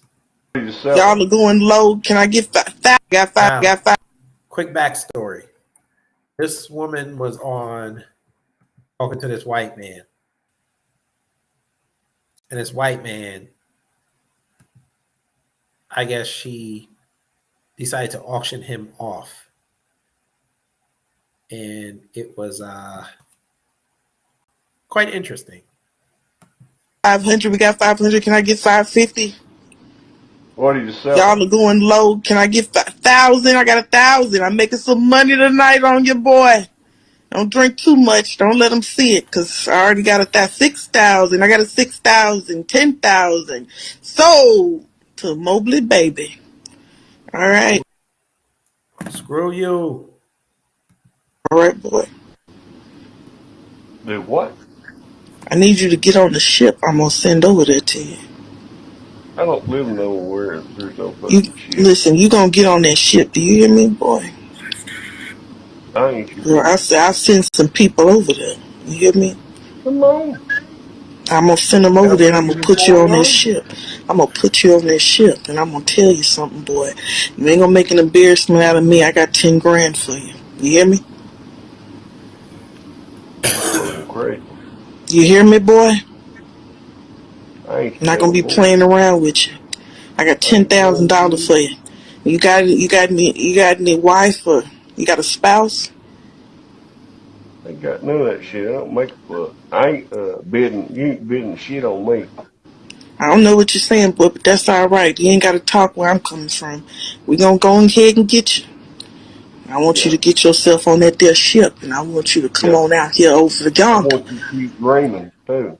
And go over yonder, and I'm gonna have you picking some crops. You hear me, boy? Don't you sass back to me, boy. You know how to chop wood? Ain't any business. Yeah, I can't hear you, boy. You know how to chop wood, I said. I know how to do a lot of damn things, but ain't no I don't know what you're saying, but do you know how to chop wood? Yes or no? You know how to pick cotton? There it is. Well, of course. You know how to pick cotton, boy? Hell yeah. Why Hell yeah, that's what I'm talking about. That's what the hell I'm talking about. You know how to pick some cotton, chop some wood. I'm gonna get you out there to work. I got $10,000 for you, so don't embarrass me. That's lifelong. Oh, there's more, folk. Hell yeah. Why Hell yeah, that's what I'm talking about. That's what the hell I'm talking about. You know how to pick some cotton, chop some wood. I'm gonna get you out there to work. I got $10,000 for you, so don't embarrass me. That's lifelong. But that's all right. I'm gonna make sure you go on to a good home. You hear me? You hear me, boy? Look, you don't call me boy. Listen, boy, don't you talk to your betters like this.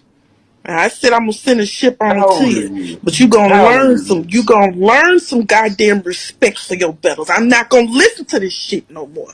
I say keep your mouth closed, and I hope you don't know how to read. 'Cause that shit right there I don't take too lightly. Teaching Yeah, your that's kind right. how to read. That's Oh, racist. hey, boy. That's racist. Hey, Shouldn't boy. do that. Hey, boy, you're goddamn right it's racist. I'm no abolitionist. I believe keep you all in your place, and that's what we got to do. All right. Now, I see you living the high life right now. Your shed. It seems like you getting real good taken care of. You even got you a calendar in the back. I don't know what for. Every day for you is the same. Working Why would hard, you think that? working hard in them fields, boy. All right. And I got 10,000 for you. I got 10,000 for you. Whoever bought them, it's too late now. He's a little sassy little thing. He's a little feisty. But we'll work him out. Ain't that right, boy? You gonna work me out, nothing. And we're gonna work you out, boy. 50 lashes. I don't get what you're trying to do here.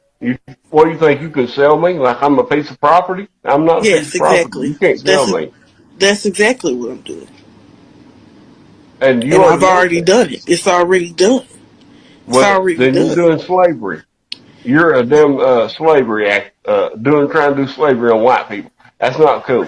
That's not cool. Exactly. I didn't put your black people in any kind It of is. harm or anything. I didn't do that Well, stuff. I'm putting y'all in harm. I really don't care. All right. Well, I'll send the ship over to you. So, Heh. Heh. Heh. Brother Torian played this yesterday. We'll play it again here. Look, bro, I know why you're here. Why am I to here? meet my 13-year-old little brother. Who is that? I don't know who that is. Huh? How old are you? So this Asian guy was caught by that YouTube To Catch a Predator show, People vs. Preds, for talking to his 13-year-old brother and trying to give him crystal meth. Me? Yeah. I'm 21. I just need to go poop. And why are you here? To find my pooping pills. Not here to meet a 13-year-old boy? Why would I do such a thing? Why do I have your picture? Why? I don't know. Why do I have your picture? Why are you being so mean to me? Is this you? Please. Is Can this you you? let me do Hey, this? hey, buddy, is this you? This guy's here to meet a 13-year-old boy for and to give him crystal meth. Oh my God. This guy's here to give 13-year-old boy crystal meth. This guy's here to meet a 13-year-old boy and give him crystal meth. This guy right here is here to meet a 13-year-old boy and to give him crystal meth. Please, Okay, sir. what's happening? I'm trying Call to the find cops. you. Do you know where the Call the fiber cops. pills are? Call the cops. This guy's here to meet a 13-year-old boy for... Why are you here to meet my 13-year-old brother? Why are you here? Why are you threatening me? Why are you harassing me, please? Harassing you? That's funny. Harassing you, bro? You trying to meet my 13-year-old little No, brother? why would I do such a thing? Do I look like the will or energy to do that? No. Do I have and wrong in state of mind? No. Hey, does that look like him?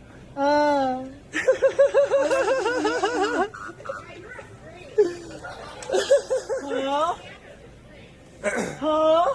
What's happening? Why are you here to meet a 13-year-old boy? Why are you here to harass me? Why are you here to meet a 13-year-old boy? Are you trying to prevent me? No, I'm going to call.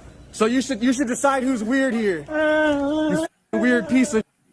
This is is like a bad TV skit. Trying to meet up a little kid. No! Oh Lord.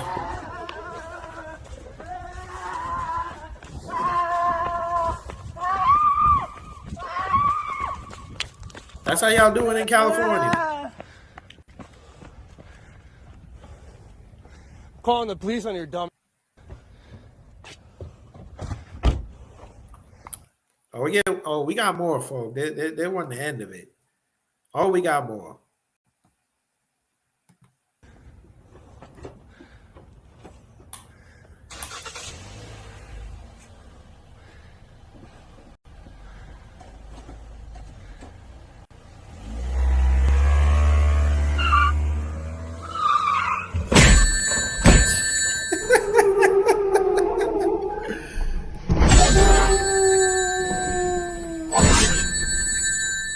Oh my God, it gets even better. So he just crashed into a tree. It gets even better. Oh my God. That is a nice Toyota, though. I ain't gonna lie. Oh my God. He hit the car. Run. Call the police. Call the police. Hit and run. Call the police. Be careful.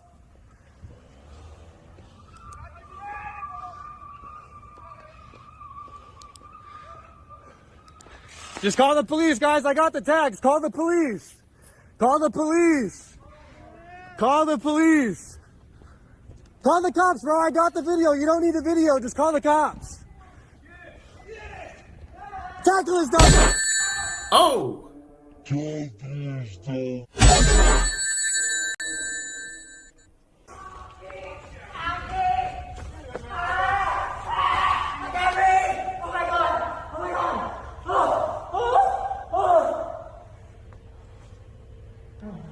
You can keep him.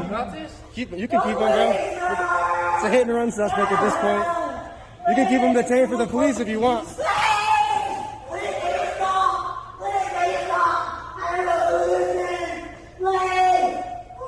It's a felony hit and run at this point. Call it. You can hold him down, bro. He's a child predator suspect and trying to take off, and he ran into a car and he ran into a tree. He literally just backed into that tree over here by the fire hydrant. Riley, he wanted to smoke crystal meth with a 13-year-old, and that's why he's here.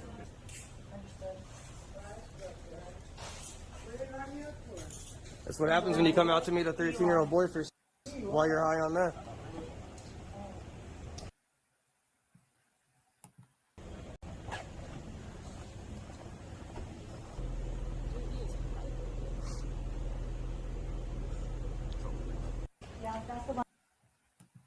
Huh.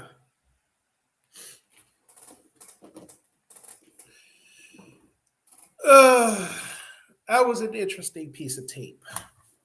But before I go, I want to say something, and I'm sure, hopefully, this gets traction. Pages like Asian Crime Report and Asian Dawn 4. To hell with y'all. I'm not even going to play games with this. To hell with y'all. Y'all love talking about black folks and what black folks are doing to Asians, but y'all never want to spotlight your own people. At least us over here in the new black media, we'll at least talk about our own, because we want our next generations to understand. Do not be like these people. If you want to live a fulfilling life, do not be these people. But pages like yours seek to condemn black folks.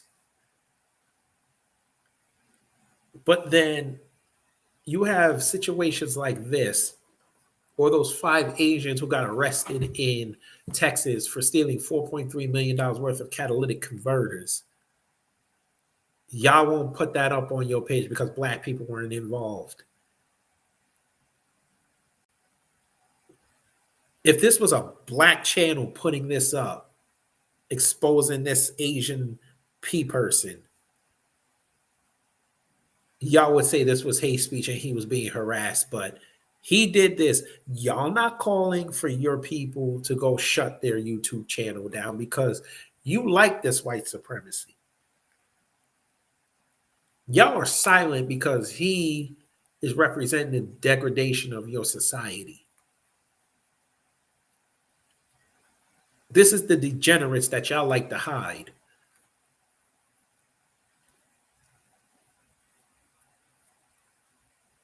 When are y'all gonna come out with a formal statement saying that he does not represent us?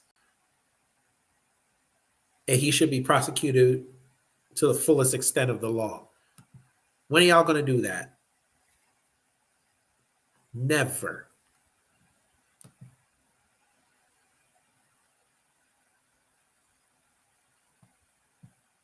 But screw y'all. Let's laugh. Now this Indian guy's playing the magic trick. Ha! Ha! Ha!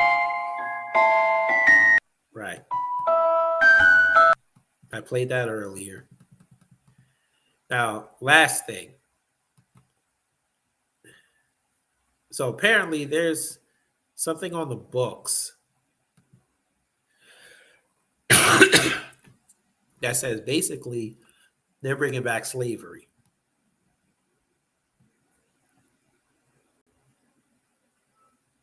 The state constitution currently prohibits slavery and involuntary servitude except in the latter case for punishment of a crime.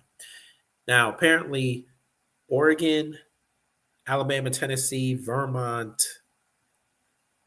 I think Kentucky was another one, and I think Arkansas has something on the books. They're trying to bring back slavery. So it says the state constitution currently prohibits slavery and involuntary servitude except in the latter case for punishment of a crime.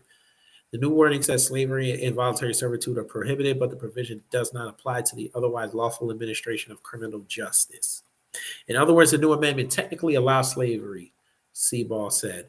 I don't think anyone thought of it that way, but that's what it is. That's what it says. So essentially, somebody said, in a way, they'll just kidnap people off the street and put them back in bondage. But remember what I told y'all when I showed y'all that video months ago of people saying, okay, so it's Alabama, Louisiana, Oregon, Tennessee, and Vermont. Okay. There was a video, a woman put up something that Biden said that he's going to get rid of the 13th, 14th, and 15th amendments, which basically keep black people out of slavery. They can abolish that. It ain't going to work on the federal level because you're going to need Congress to do that. And at least the coons ain't going to sit up there and vote for their own indentured servitude. So they'll do it on the state level.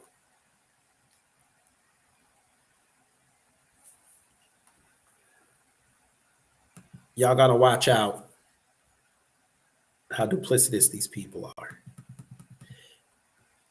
And just to end off the show today, we have a Jamaican dancehall artist called Protege.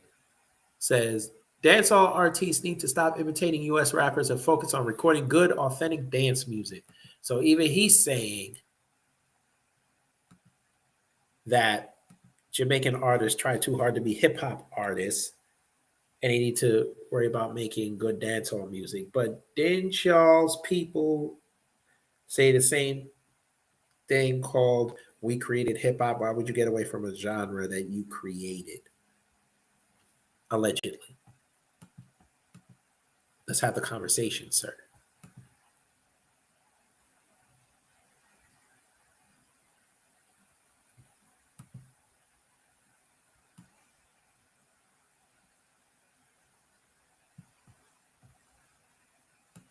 Let's be real, sir. That's where the money is. See, I mentioned this the other day. Your dance hall legends aren't pushing the music forward. They're living off nostalgia.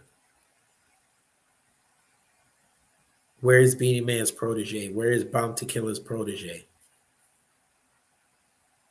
Before they left the secular music scene, where was Lady Saw and Mr. Vegas's proteges? Y'all were down there too busy beefing with each other. Y'all didn't create the next generation. Y'all did not help Coffee Brown be sustainable. She lost to a white Jamaican band. Kabaka Pyramid, who was supposed to be the next up, lost to a white Jamaican band. Spice Adams put in all that work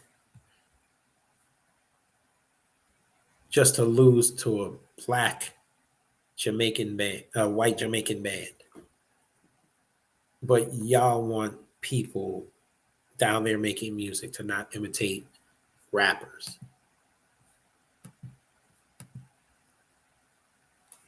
That's quite interesting.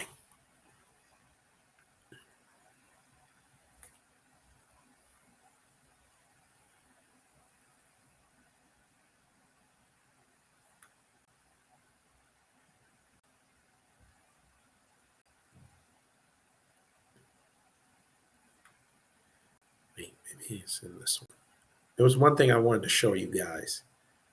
This is how much Jamaica cares.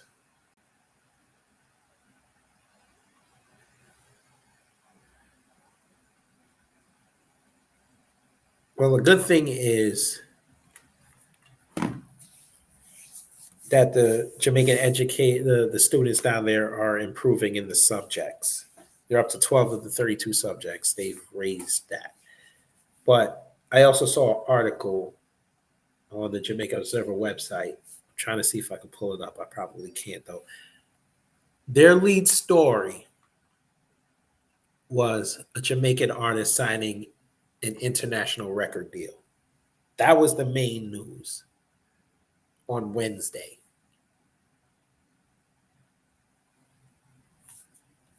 That's what they care about.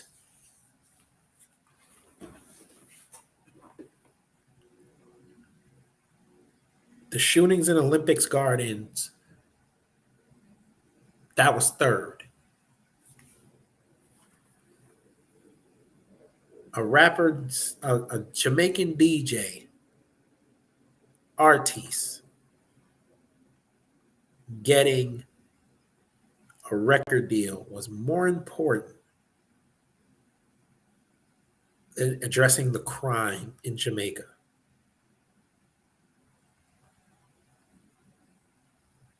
And I'm supposed to take y'all serious.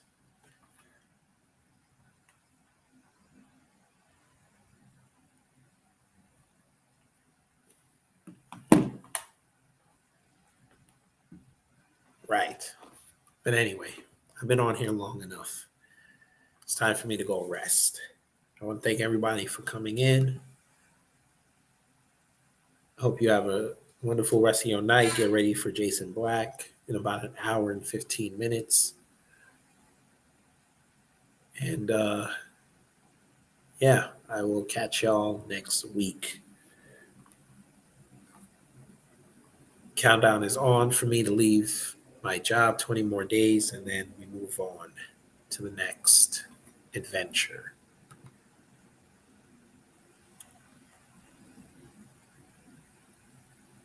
So, yeah.